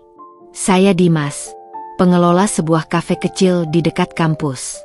Saya dengar dari salah satu pelanggan saya, katanya kue Mbak enak sekali. Apa Mbak bersedia kalau produk Mbak kami coba titipkan di kafe kami? Aku terdiam, mencoba memastikan aku tidak salah dengar. Sebuah kafe? Selama ini aku hanya menitipkan kue di warung kecil atau menjual lewat mulut ke mulut. Tawaran ini terasa seperti pintu yang terbuka lebar. Sesuatu yang belum pernah kuimpikan sebelumnya. Insya Allah bisa, Pak. Jawabku dengan suara yang sedikit bergetar. Dimas kemudian menjelaskan bahwa ia ingin kue buatan rumah yang punya cita rasa khas, bukan sekadar produk pabrikan. Ia mengajakku untuk datang ke kafenya sore itu untuk berbicara lebih lanjut. Seharian aku bekerja dengan hati berdebar. Rasanya seperti mimpi. Sore itu, dengan motor bututku, aku menuju kafe yang dimaksud. Letaknya memang dekat kampus. Bangunannya tidak terlalu besar tapi estetik, dengan dinding kaca yang membuat suasana terang. Di dalamnya, anak-anak muda duduk sambil membawa laptop, aroma kopi memenuhi udara. Aku merasa canggung. Tempat seperti ini terasa begitu asing bagiku yang sehari-hari bergelut dengan adonan dan kain. Namun, aku berusaha menegakkan kepala. Dimas, lelaki berusia sekitar 30-an, menyambutku dengan hangat. Ia memintaku duduk dan menawarkan segelas teh. Saya sudah coba brownies yang katanya Mbak buat. Enak sekali. Cocok sekali dengan kopi kami. Saya ingin coba menjualnya di sini. Kalau bisa setiap hari. Bagaimana, Mbak? Sanggup? Aku tertegun. Setiap hari? Itu berarti produksiku harus lebih besar. Tenagaku harus lebih kuat. Tapi aku juga tahu, kesempatan seperti ini tidak datang dua kali. Aku mengangguk pelan. Saya akan berusaha, Pak. Insya Allah saya sanggup. Senyum Dimas mengembang. Kalau begitu, kita coba mulai minggu depan. Hari-hari setelah pertemuan itu menjadi titik balik dalam hidupku. Aku bekerja lebih keras dari sebelumnya. Setiap pagi aku membuat brownies, bolu kukus, atau kue kering dalam jumlah lebih banyak, lalu mengantarnya ke kafe Dimas. Awalnya aku ragu, takut tidak ada yang membeli. Takut kueku hanya tergeletak di etalase. Namun kekhawatiran itu segera lenyap ketika Dimas mengabari bahwa kueku selalu habis bahkan sebelum sore. Anak-anak kampus suka sekali. Mereka bilang rasanya beda, hangat, kayak kue buatan ibu mereka sendiri, kata Dimas suatu kali. Aku menahan air mata. Bagiku, kata-kata itu lebih berharga dari sekadar uang. Pelan tapi pasti, pesanan semakin banyak. Bukan hanya dari kafe, tapi juga dari pelanggan yang datang langsung padaku setelah tahu kue itu buatan siapa. Aku mulai kebingungan mengatur waktu antara membuat kue dan menjahit. Malamku semakin pendek, tubuhku semakin lelah, tapi ada kepuasan yang membuatku terus bertahan. Aku bahkan mulai memikirkan hal yang tak pernah kubayangkan sebelumnya, mencari asisten kecil-kecilan untuk membantuku. Di tengah kesibukan itu, ada kejutan lain yang datang. Suatu sore, ketika aku sedang mengantar kue ke kafe, Dimas menatapku sambil tersenyum. Mbak Nadia, boleh saya jujur? Saya salut sekali sama perjuangan Mbak. Usaha seperti ini butuh tenaga besar. Apalagi Mbak lakukan sendirian. Kalau Mbak berkenan, saya ingin membantu. Kita bisa buat kerjasama. Bukan hanya titip jual, tapi produksi dalam jumlah lebih besar. Saya bisa bantu modal, Mbak yang pegang kualitas. Kata-katanya membuatku terdiam. Bagiku, itu seperti mimpi. Tawaran bekerja sama, modal, kesempatan untuk berkembang lebih besar dari sekadar menitipkan kue. Namun aku tidak langsung menjawab. Malam itu aku merenung panjang. Aku masih trauma dengan masa lalu, dengan pengalaman ditinggalkan dan diremehkan. Aku takut jika aku kembali tergantung pada orang lain, aku akan jatuh lagi. Tapi di sisi lain, aku juga sadar bahwa aku tidak bisa selamanya berjalan sendiri. Ada batas tenaga, ada batas waktu. Jika aku ingin berkembang, aku harus berani membuka diri. Akhirnya, setelah sholat tahajud dengan air mata yang deras, aku memutuskan untuk menerima tawaran Dimas. Bukan karena aku lemah, tapi karena aku ingin tumbuh. Aku tahu, keputusan itu akan membawa jalan baru. Dan benar saja, setelah kami sepakat, usahaku perlahan naik level. Aku bisa memproduksi lebih banyak dengan peralatan yang lebih baik karena bantuan modal Dimas. Aku bahkan mulai menyewa satu kamar kecil di dekat kosku khusus untuk produksi kue, agar kamarku tidak lagi penuh sesak oleh bahan dan peralatan. Setiap kali aku berdiri di depan oven yang kini lebih besar, setiap kali aku menata kue dalam jumlah banyak untuk dikirim ke kafe, aku selalu tersenyum. Rasanya seperti melihat diriku yang baru. Dari seorang perempuan yang dulu diusir dengan hinaan, kini aku berdiri sebagai seorang pebisnis kecil yang mulai diperhitungkan. Dan semua itu berawal dari luka, dari air mata, dari tekad yang tidak mau padam. Namun yang paling mengejutkan, titik balik ini tidak hanya mengubah hidupku secara ekonomi. Ia juga mengubah cara orang memandangku. Tetangga yang dulu mungkin memandang sebelah mata kini sering menyapaku dengan kagum. Pelanggan datang dengan senyum dan cerita, mengatakan betapa mereka menyukai kue-kueku. Dan diam-diam, kabar ini sampai juga ke telinga orang-orang dari masa laluku. Aku tahu, cepat atau lambat, mereka akan menyaksikan kebangkitanku dengan mata kepala sendiri. Malam itu, ketika semua pesanan selesai dan aku duduk sendirian di ruang produksi kecilku, aku menatap tangan yang penuh kapalan. Tanganku bukan tangan halus perempuan kaya, tapi tangan pekerja keras. Aku tersenyum, lalu menatap langit-langit kamar sambil berbisik, "Ya Allah, aku tidak pernah menyangka bisa sampai di titik ini. Jika ini baru permulaan, aku siap untuk melangkah lebih jauh. Aku tidak takut lagi, karena aku tahu Engkau selalu bersamaku." Air mataku jatuh, tapi kali ini bukan karena luka, melainkan karena syukur yang tak terbendung. Aku sadar, inilah titik balikku. Titik di mana jalan gelap yang dulu kulalui kini benar-benar mulai bercahaya. Titik di mana aku tidak hanya bertahan hidup, tapi mulai benar-benar hidup. Sejak kerjasama dengan Dimas dimulai, kehidupanku perlahan berubah. Pagi-pagi buta yang dulu kuisi dengan rasa cemas kini penuh dengan semangat. Setiap kali aku mengaduk adonan dalam wadah besar, aku merasa seolah sedang meracik mimpi yang selama ini hanya berani kusimpan dalam hati. Oven kecil di kosku sudah tergantikan dengan oven besar yang mampu memanggang puluhan loyang sekaligus. Meja-meja kayu dipenuhi toples bahan baku, dan aroma kue yang baru matang selalu memenuhi ruang produksi kecil yang kusewa. Tempat itu kini menjadi saksi bagaimana aku menyalakan hidup baru dengan tanganku sendiri. Tetangga-tetangga mulai sering menoleh ketika aku lewat.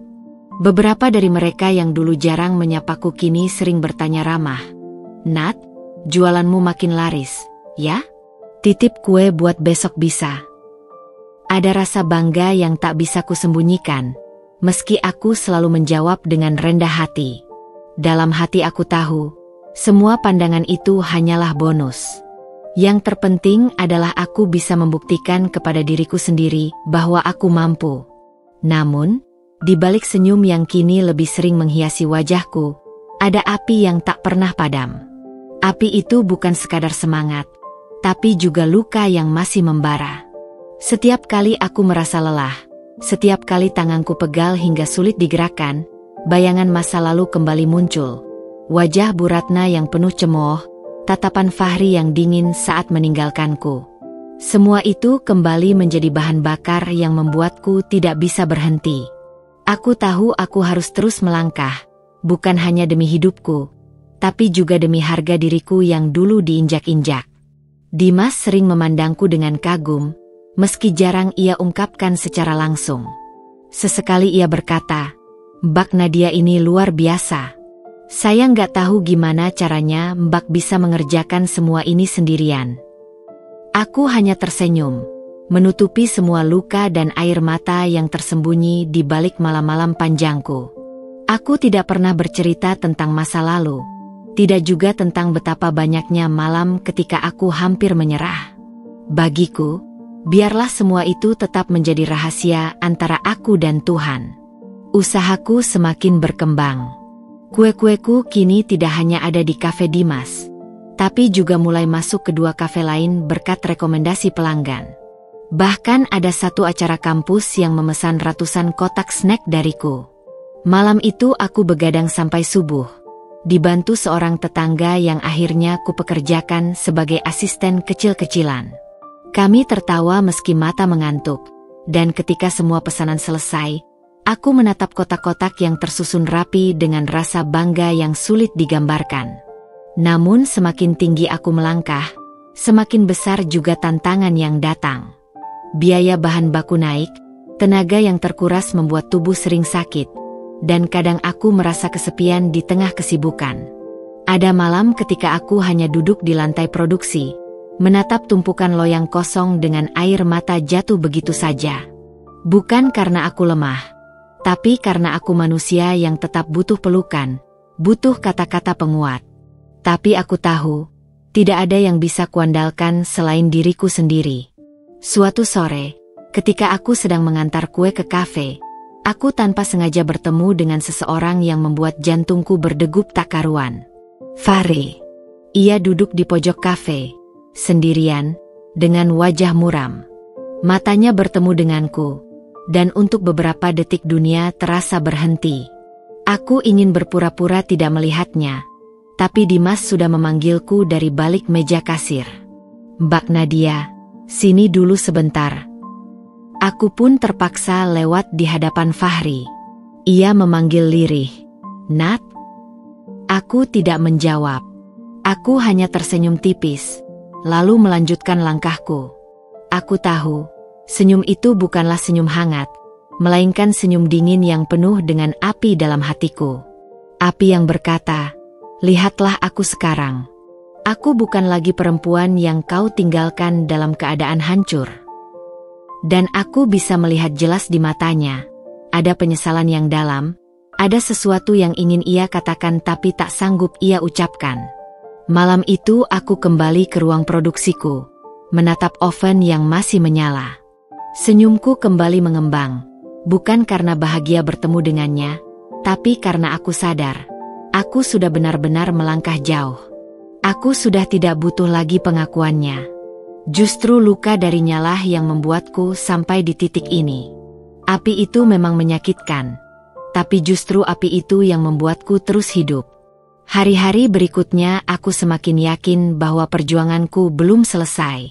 Aku mulai mencatat rencana baru di buku catatanku, membuka toko kecil suatu hari nanti, merekrut lebih banyak pegawai, bahkan membuat merek sendiri.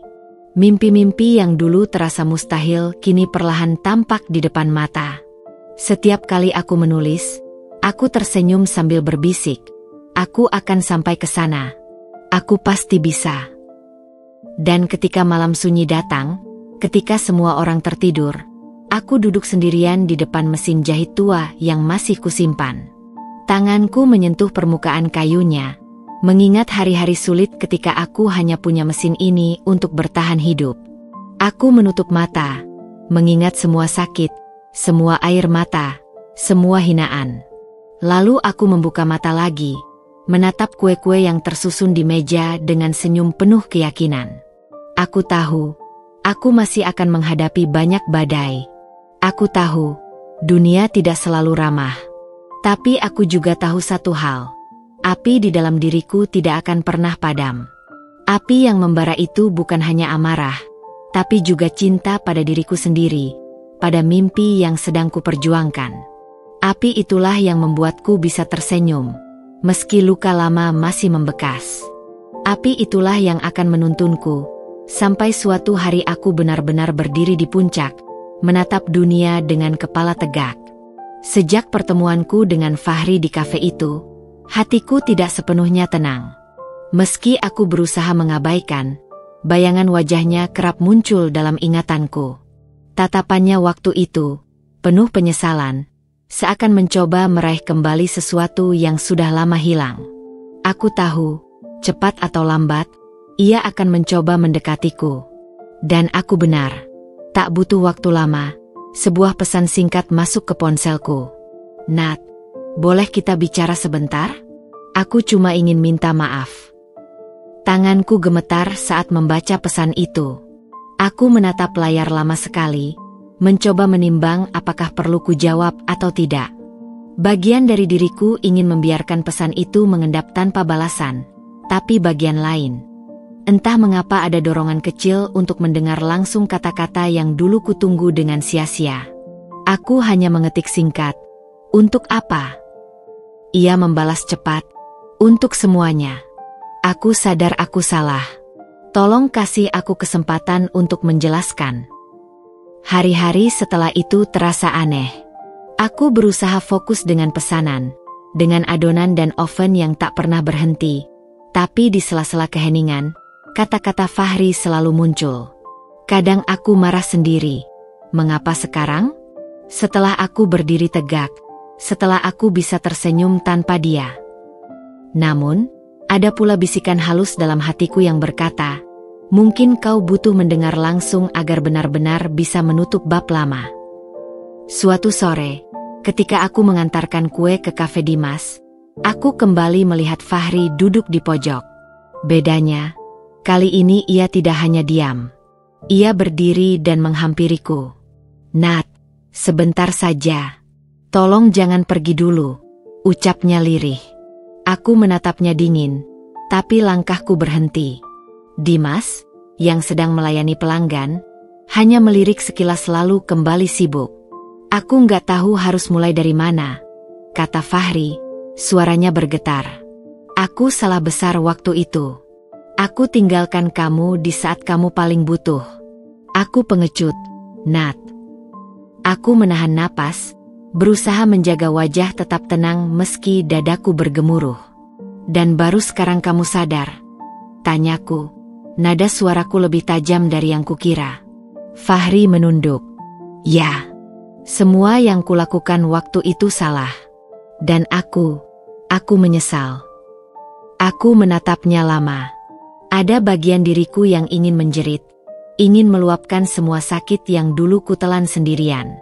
Tapi ada pula bagian diriku yang sudah terlalu lelah untuk mengulang kembali luka lama.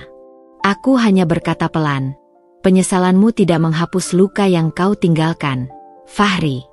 Hidupku sudah berjalan jauh tanpa kamu." Aku kemudian melangkah pergi, meninggalkannya berdiri dengan wajah tertunduk. Namun, Fahri tidak berhenti. Ia mulai sering muncul di kafe, kadang pura-pura membeli kopi, kadang benar-benar duduk berjam-jam seolah menungguku. Sesekali ia mengirim pesan, bukan lagi permintaan maaf panjang, tapi kalimat-kalimat singkat seperti, "Jaga kesehatanmu, Nat," atau, "Aku bangga lihat kamu sekarang." Aku berusaha keras untuk tidak terpengaruh, tapi hatiku bukan batu. Ada saat-saat aku membaca pesannya dan diam-diam mataku panas. Dimas memperhatikan perubahan itu. Suatu malam ketika aku selesai mengantar kue, ia berkata, "Mbak Nadia, saya nggak tahu apa urusan Mbak dengan orang itu, tapi hati-hati. Jangan biarkan dia mengganggu ketenangan Mbak."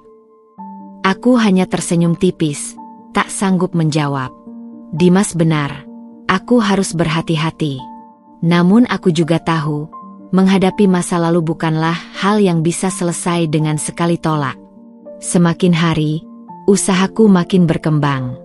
Aku mulai mendapat tawaran untuk mengisi bazar makanan, Bahkan ada pesanan dari sebuah kantor besar. Semua itu membuatku semakin sibuk, semakin fokus, dan aku mencoba menenggelamkan pikiranku dalam pekerjaan. Tapi saat malam tiba, ketika aku sendirian di ruang produksi, pertanyaan itu selalu kembali. Apakah aku benar-benar sudah selesai dengan Fahri? Suatu malam, Fahri memberanikan diri datang ke tempat produksiku. Aku terkejut melihatnya berdiri di depan pintu, membawa sebungkus plastik berisi buah. Aku cuma mau mampir sebentar. Aku dengar kamu sering begadang. Ini, semoga bisa nemenin kamu, katanya canggung. Aku ingin marah, ingin menyuruhnya pergi, tapi matanya yang penuh penyesalan membuatku tak kuasa berteriak. Aku hanya mengambil plastik itu tanpa kata, lalu menutup pintu perlahan. Malam itu aku menangis lama sekali. Bukan karena aku masih mencintainya, tapi karena aku sadar betapa dalamnya luka itu dulu. Betapa aku pernah menaruh seluruh hidupku padanya, lalu ia hancurkan begitu saja. Kini, ketika ia kembali, aku seperti dipaksa menoleh pada masa lalu yang sudah mati. Namun, di sela tangis itu, aku juga menyadari sesuatu. Aku tidak lagi perempuan yang dulu. Aku bukan lagi Nadia yang menunggu pengakuan, bukan lagi perempuan yang rela disia-siakan. Kini aku berdiri di atas kakiku sendiri, dan tidak ada seorang pun yang bisa meruntuhkannya. Godaan dari masa lalu memang datang, tapi aku tahu kemana hatiku akan berlabuh. Pada diriku sendiri, pada mimpi yang sedang kubangun, bukan pada bayang-bayang lelaki yang pernah meninggalkanku. Ketika fajar menyingsing, aku menatap kue-kue yang baru keluar dari oven dengan senyum kecil. Aku berbisik dalam hati, aku tidak akan jatuh lagi. Aku sudah sampai sejauh ini, dan aku akan terus melangkah. Masa lalu mungkin mengetuk pintu, tapi aku tidak perlu lagi membukanya. Hari-hari berlalu dengan lebih sibuk dari sebelumnya. Pesanan kue datang hampir tanpa henti, telepon genggamku jarang berhenti berdering, dan aku mulai kewalahan mengatur waktu. Ada saat-saat ketika aku harus begadang 2 malam berturut-turut demi menyelesaikan pesanan. Tubuhku nyaris tumbang, tapi hatiku tetap hangat karena semua jerih payah itu berbuah nyata. Aku bahkan mulai menabung untuk menyewa ruko kecil, sebuah langkah besar yang dulu bahkan tak berani kubayangkan. Namun, di tengah kesibukan yang semakin padat, aku tak bisa memungkiri bahwa hatiku mulai diguncang. Bukan hanya oleh Fahri yang tak henti-hentinya mencoba masuk kembali ke hidupku, tapi juga oleh Dimas. Ya, pria sederhana yang sejak awal membantuku memasarkan kue ke kafenya, yang tak pernah banyak bicara tapi selalu ada saat aku hampir kewalahan. Tanpa kusadari, kehadirannya memberi ruang nyaman yang dulu kupikir tak akan pernah ada lagi setelah Fahri. Suatu malam, ketika kami selesai mengemas puluhan kotak snack untuk sebuah acara kantor, Dimas menatapku lama. "Mbak Nadia capek banget ya? Saya sering khawatir lihat Mbak begini, kerja terus sampai lupa istirahat." Suaranya pelan, tapi ada ketulusan yang menusuk hatiku. Aku hanya tertawa kecil, menutupi rasa gugup. Kalau berhenti sebentar, pesanan bisa keteteran. "Mas, nggak apa-apa, aku kuat kok." Dimas menghela napas, lalu menaruh sebotol air mineral di depanku. "Saya tahu Mbak kuat, tapi kuat bukan berarti nggak butuh sandaran." Kata-kata itu membuatku terdiam lama. Ada kehangatan yang menembus pertahananku, tapi juga ada rasa takut. Aku tidak ingin salah melangkah lagi. Luka dari masa lalu masih begitu jelas, dan aku tahu betapa hancurnya aku ketika dulu salah memilih. Sementara itu, Fahri semakin gencar menunjukkan penyesalannya.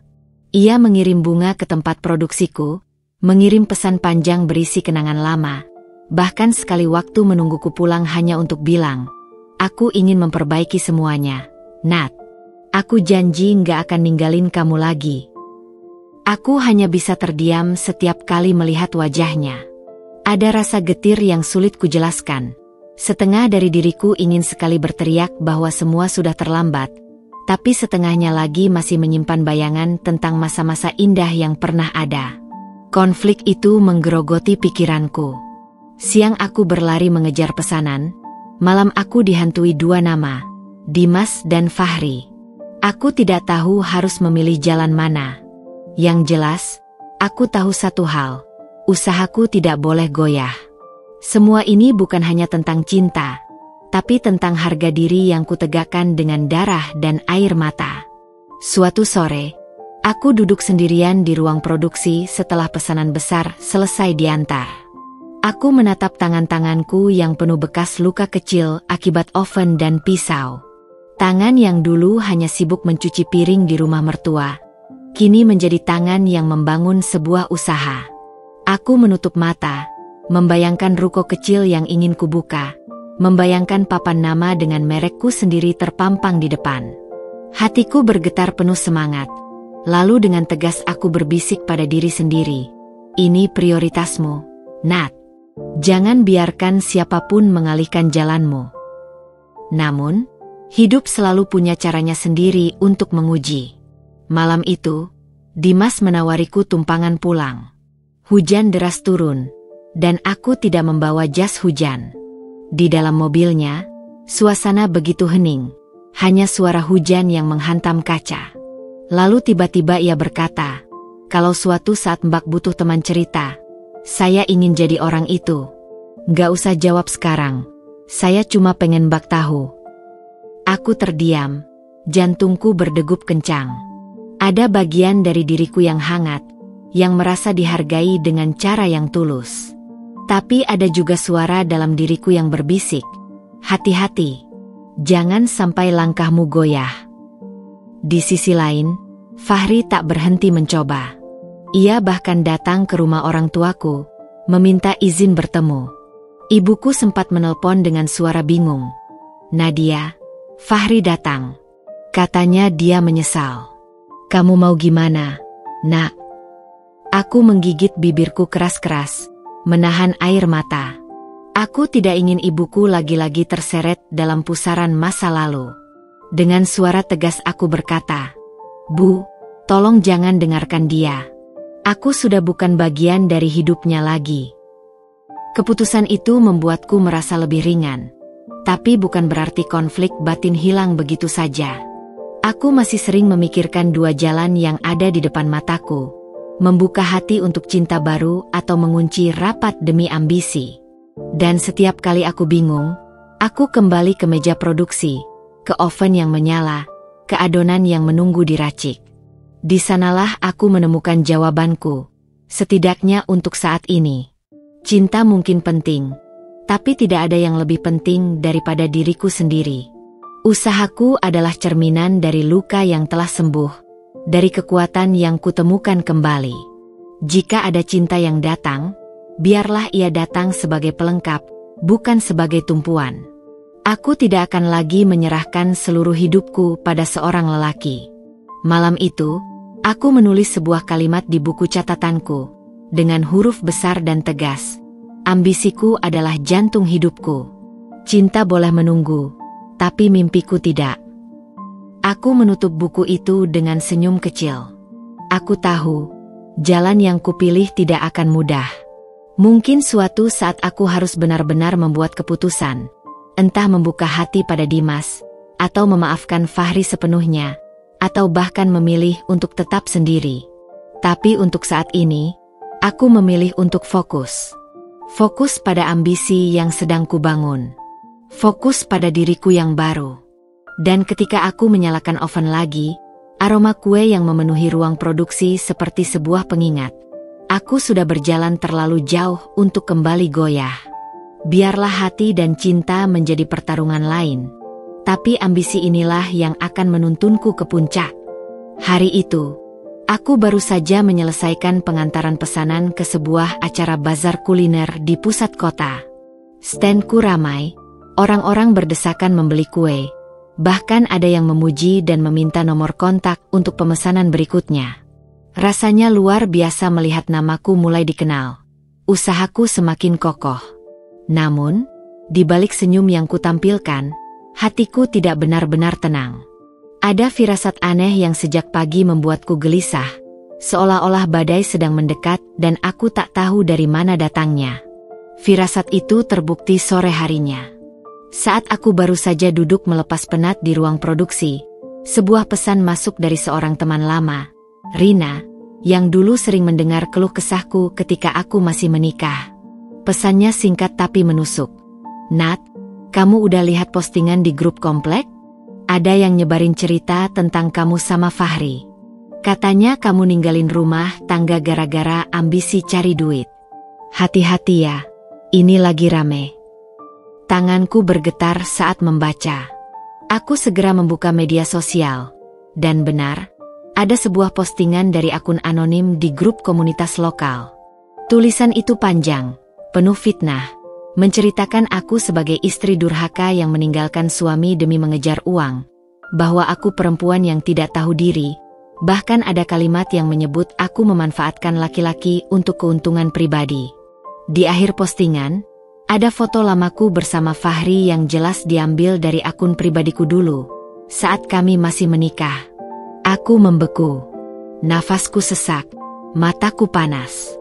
Semua perjuangan yang susah payah ku bangun seolah diputarbalikkan dalam hitungan detik. Tegas sekali, bisikku lirih. Aku tahu siapa yang berada di balik ini. Hanya Fahri dan keluarganya yang punya foto itu. Hanya mereka yang punya motif untuk menjatuhkanku di saat aku sedang naik daun. Tak butuh waktu lama, pesan masuk membanjiri ponselku. Beberapa pelanggan lama menanyakan kebenaran gosip itu dengan hati-hati. Ada juga yang terang-terangan membatalkan pesanan. Sakit sekali rasanya. Aku berusaha menjawab dengan kepala dingin. Semua itu tidak benar. Mohon jangan percaya fitnah. Tapi dalam hati aku luluh lantak. Luka lama yang berusaha kukubur kembali terbuka lebar. Lebih perih dari sebelumnya karena kali ini bukan hanya hatiku yang diserang, tapi juga nama baik dan usahaku. Malam itu, aku duduk di dapur dalam gelap, hanya lampu kecil yang menyala. Air mataku tak terbendung. Aku merasa kembali jadi Nadia yang dulu, perempuan rapuh yang dipandang hina, yang dianggap tak punya arti. Semua kata-kata mertuaku dulu terngiang jelas.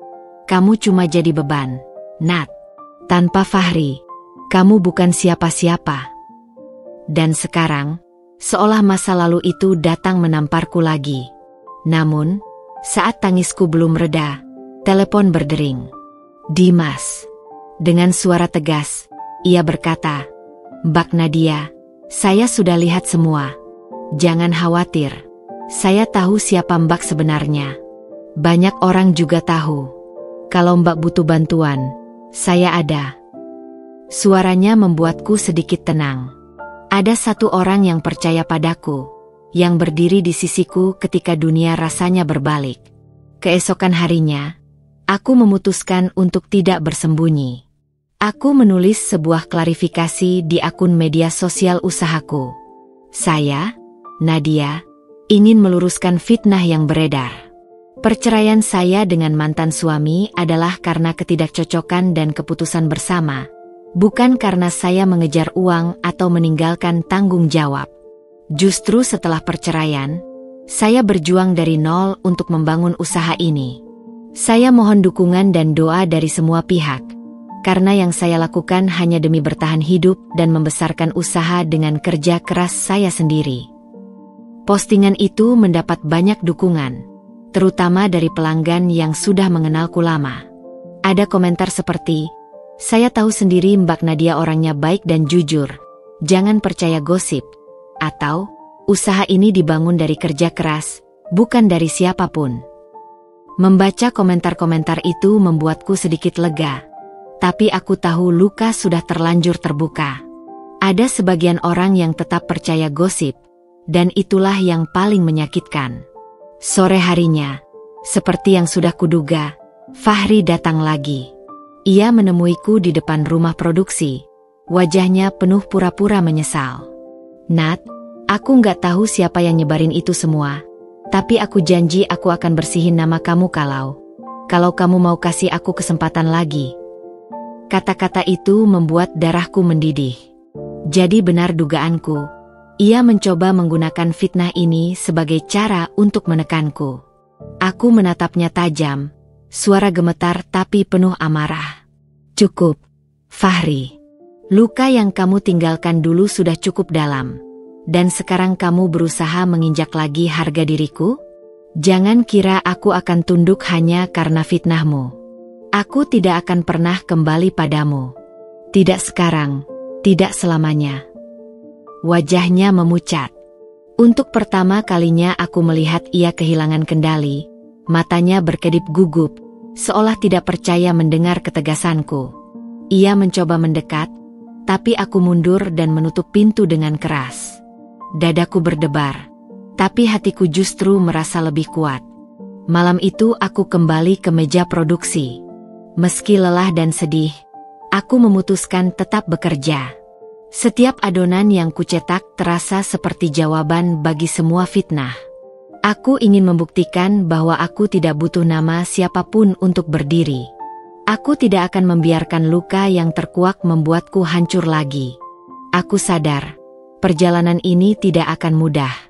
Gosip mungkin akan terus ada. Orang mungkin akan selalu punya versi mereka sendiri tentang kisahku. Tapi satu hal yang pasti, aku tidak akan lagi jadi korban. Aku adalah Nadia yang baru, yang berdiri di atas luka, yang menjadikan rasa sakit sebagai bahan bakar untuk terus maju.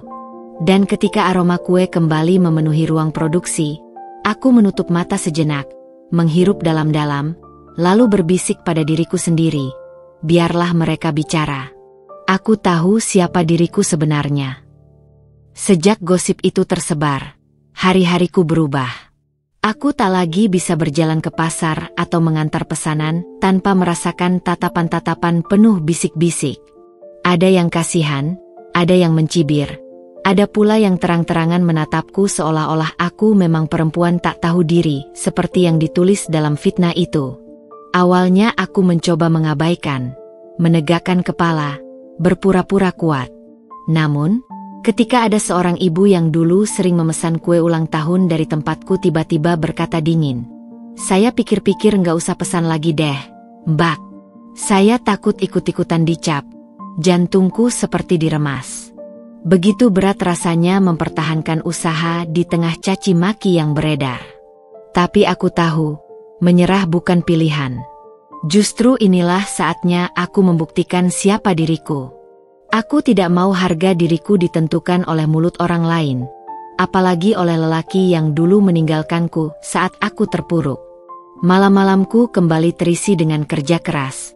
Tapi kali ini ada semangat lain yang membara di dalam diriku. Bukan hanya untuk menafkahi diri, bukan hanya untuk mimpi membuka ruko, tapi juga untuk menunjukkan bahwa aku tidak bisa diinjak lagi. Dimas menjadi salah satu alasan aku mampu bertahan. Ia sering mampir hanya untuk memastikan aku baik-baik saja, membawa makanan hangat saat aku sibuk bekerja, bahkan membantu mengantar pesanan ketika pegawai yang membantuku sakit. Ia jarang bicara banyak tentang gosip itu, tapi tatapannya selalu meneguhkan, seolah mengatakan, "Saya percaya sama Mbak." Kehadirannya membuatku merasa tidak sendirian. Namun, semakin ia hadir, semakin aku sadar bahwa aku sedang berjalan di medan perang yang lebih luas dari sekadar gosip. Ini adalah pertarungan antara hatiku yang mulai terbuka, usahaku yang sedang tumbuh, dan masa laluku yang terus mencoba menjeratku. Di tengah kekalutan itu, aku mendapat undangan untuk ikut serta dalam sebuah festival kuliner tingkat kota. Panitia menawari kesempatan besar, membuka booth di pusat perbelanjaan mewah, di mana pengunjungnya adalah orang-orang berkelas yang bisa membuka jalan lebih luas bagi usahaku. Ini bukan hanya peluang. Ini adalah panggung untuk membuktikan bahwa fitnah tidak bisa meruntuhkan mimpiku. Namun, aku tahu festival itu tidak akan mudah. Biaya sewanya tinggi, persaingannya ketat, dan aku harus menyiapkan produk dengan kualitas terbaik. Dengan tabungan yang selama ini kukumpulkan untuk menyewa ruko, aku akhirnya memberanikan diri mendaftar. Aku tahu risikonya besar, tapi aku juga sadar kesempatan tidak datang dua kali. Malam itu, aku duduk di depan buku catatanku, menulis dengan tinta tebal, "Ini adalah pertarungan harga diri. Aku akan tunjukkan siapa sebenarnya Nadia." Hari-hari menjelang festival, aku nyaris tidak punya waktu untuk tidur. Dapur kecilku berubah menjadi medan perang. Oven menyala tanpa henti, meja penuh bahan baku, kotak-kotak bertumpuk siap diisi. 2 pegawaiku ikut lembur. Bahkan ibuku yang sudah renta datang membantu melipat kardus. Dimas juga sering hadir, membawa kopi dan memberi semangat.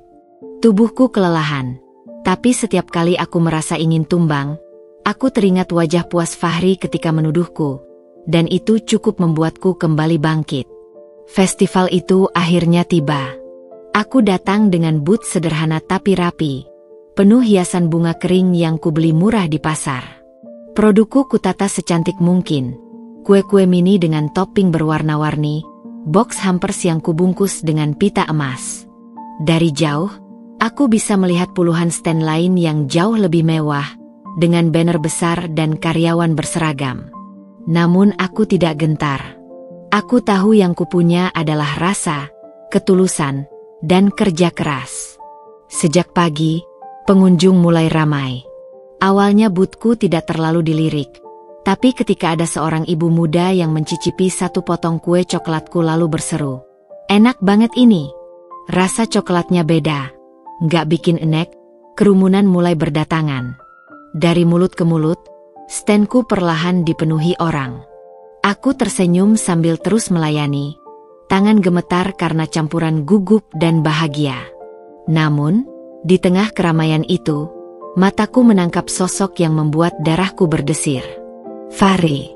Ia berdiri beberapa meter dari boothku, mengenakan kemeja rapi, bersama seorang wanita cantik yang tampak menatapku sinis. Mereka berdiri cukup lama, seolah ingin memastikan aku melihat mereka. Lalu, aku mendengar suara lirih wanita itu, cukup keras untuk menyayat telingaku. "Itu, ya, perempuan yang ninggalin suami demi uang? Kok masih berani buka usaha?" Aku bisa saja hancur saat itu. Bisa saja meninggalkan booth dengan menangis. Tapi tidak. Justru aku semakin menegakkan kepala. Aku menyapa pelanggan dengan ramah, tersenyum lebih lebar, bahkan menawarkan tester pada anak-anak kecil yang lewat. Dalam hati aku berkata, kalau ini memang pertarungan harga diri, maka aku tidak boleh kalah. Tidak di hadapan mereka. Hari itu berakhir dengan penjualan yang luar biasa. Hampir semua kue habis. Bahkan ada pengunjung yang memesan untuk acara kantor mereka minggu depan. Saat aku menutup booth dengan tubuh lelah, mataku berkaca-kaca. Bukan hanya karena berhasil, tapi karena aku tahu aku baru saja memenangkan 1 babak penting. Namun, perang belum usai. Malamnya, sebuah artikel muncul di media lokal online. Kontroversi di balik booth yang viral. Benarkah produk Nadia dibangun dari ambisi mengorbankan rumah tangga? Judul itu menusuk. Jelas ditulis untuk mengail klik, dengan menyebut gosip lama yang sudah beredar. Rasanya perutku mual membaca namaku dicatut begitu rendah. Aku sempat ingin menyerah, tapi komentar di artikel itu mengejutkanku. Banyak pengunjung festival yang membela. Ada yang menulis, "Saya sudah coba langsung, kuenya enak sekali. Orang yang kerja keras pantas dihargai, bukan difitnah." Ada juga yang menulis, "Kalau benar dia ambisius, ya bagus dong. Lebih baik ambisius daripada jadi beban." Membaca dukungan itu, aku menangis. Tapi kali ini bukan karena sakit, melainkan karena bahagia. Aku sadar, pertarungan harga diri ini bukan hanya tentang membuktikan pada Fahri atau orang-orang yang meremehkanku. Ini tentang membuktikan pada diriku sendiri bahwa aku memang pantas berdiri di sini, dengan kepala tegak, tanpa harus bersembunyi dari masa lalu. Aku bukan lagi perempuan yang tunduk pada hinaan mertua, bukan istri yang menelan pahit sendirian. Aku adalah Nadia yang berjuang, yang memilih melawan, yang menemukan harga dirinya di tengah abu luka. Dan malam itu, sambil menutup buku catatan penjualanku, aku menulis lagi sebuah kalimat. Mereka boleh mencoba menjatuhkan, tapi aku akan selalu bangkit. Karena harga diriku tidak ditentukan oleh mereka, tapi oleh diriku sendiri. Hari-hari setelah festival kuliner berjalan seperti mimpi dan mimpi buruk sekaligus. Di satu sisi, aku merasakan lonjakan pesanan yang luar biasa. Nomor ponselku tak berhenti berdering, notifikasi pesan masuk tiada henti. Banyak orang yang ingin mencicipi kue yang sempat viral itu. Ada yang memesan untuk ulang tahun, ada kantor yang ingin paket hampers untuk acara mereka. Bahkan ada yang sekadar ingin bertemu dan memberi dukungan langsung. Untuk pertama kalinya aku merasa perjuanganku benar-benar diperhatikan. Namun, di sisi lain, gosip yang menyeret namaku masih berkeliaran. Artikel sensasional itu masih berputar di jagat maya, dibagikan di grup-grup, diperbincangkan di warung kopi, menjadi bahan bisik-bisik ibu-ibu kompleks. Seakan-akan keberhasilanku tidak pernah bisa berdiri sendiri tanpa bayang-bayang masa lalu. Aku mulai merasa bahwa sekuat apapun aku berusaha, selama kebenaran belum terkuak sepenuhnya, luka ini akan terus dibuka orang lain. Dan saat aku sedang berpikir bagaimana harus bertahan, telepon dari panitia festival kuliner datang. Mereka mengundangku ke sebuah acara evaluasi sekaligus konferensi pers kecil yang akan diliput media lokal. Katanya, mereka ingin menyorot beberapa peserta yang dianggap menonjol, dan aku termasuk salah satunya. Tanganku dingin mendengar kabar itu. Aku tahu ini adalah kesempatan emas untuk meluruskan banyak hal, tapi aku juga sadar resikonya besar. Aku harus siap menghadapi pertanyaan-pertanyaan tajam yang mungkin menjatuhkanku lagi. Hari itu tiba lebih cepat dari yang kuduga. Aku mengenakan blus putih sederhana dan celana kain hitam. Rambutku tata rapi meski jantungku terus berdegup kencang.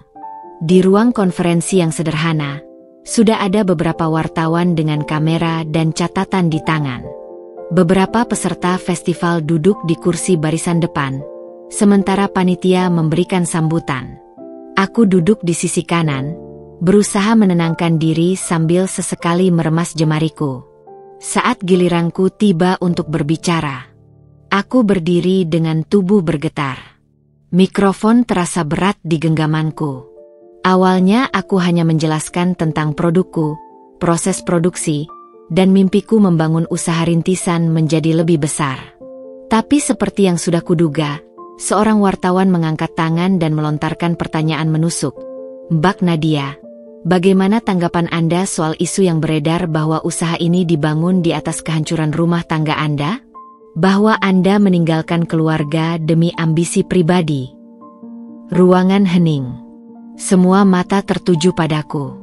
Sesaat aku merasa napasku terhenti, tapi lalu aku menarik dalam-dalam udara, mengingat semua perjuangan yang telah kulalui. Dengan suara pelan tapi tegas, aku menjawab, saya tahu fitnah itu beredar, dan saya tidak bisa menghalangi orang untuk percaya atau tidak.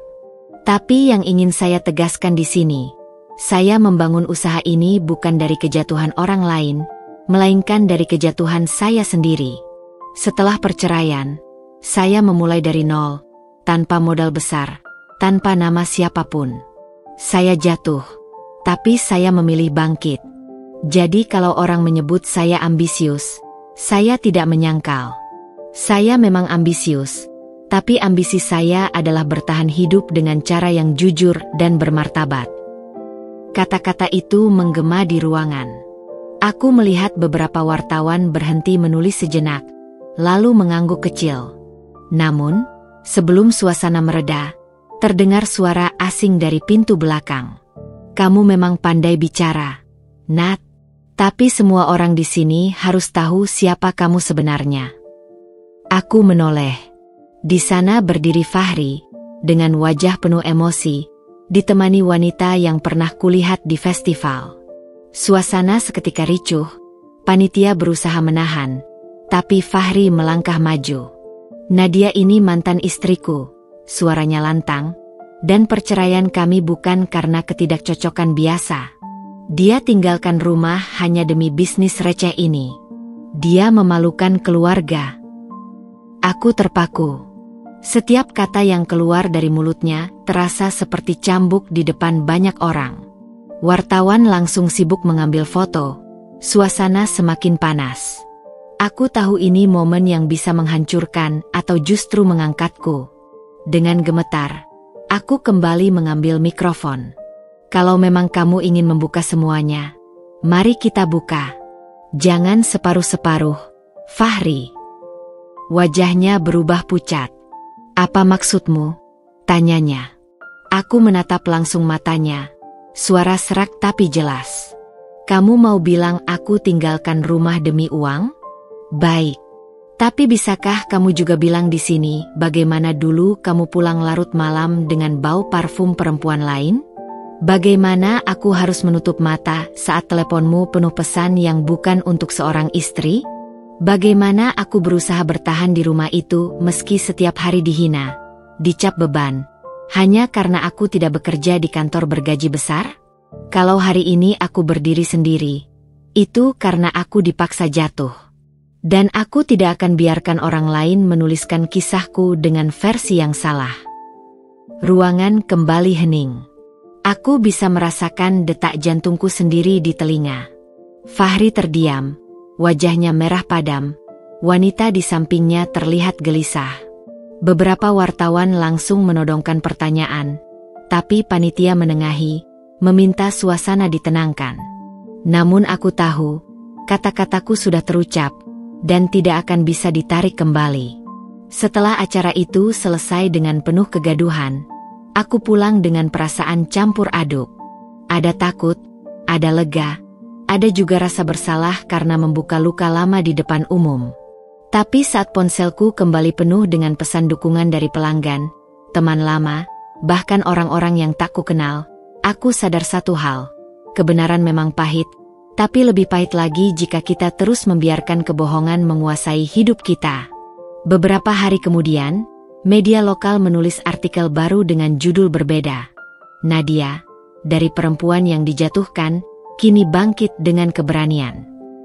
Artikel itu mengutip sebagian pernyataanku, menekankan perjuanganku membangun usaha dari nol.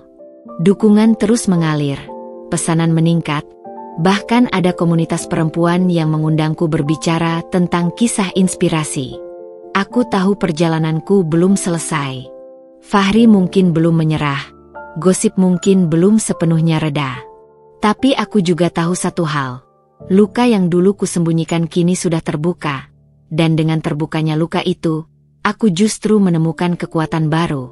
Tidak ada lagi yang perlu kutakuti. Aku tidak perlu lagi bersembunyi di balik senyum palsu. Aku sudah berdiri di panggung, dengan keberanian sebagai senjata utamaku. Malam itu, saat aku duduk di ruang produksi dengan aroma kue yang menenangkan, aku menatap jendela kecil yang memperlihatkan langit malam. Aku tersenyum sambil berbisik pada diriku sendiri, biarlah semua sudah terbuka. Kini saatnya aku melangkah tanpa beban. Karena inilah aku, Nadia, yang tidak lagi takut pada masa lalu.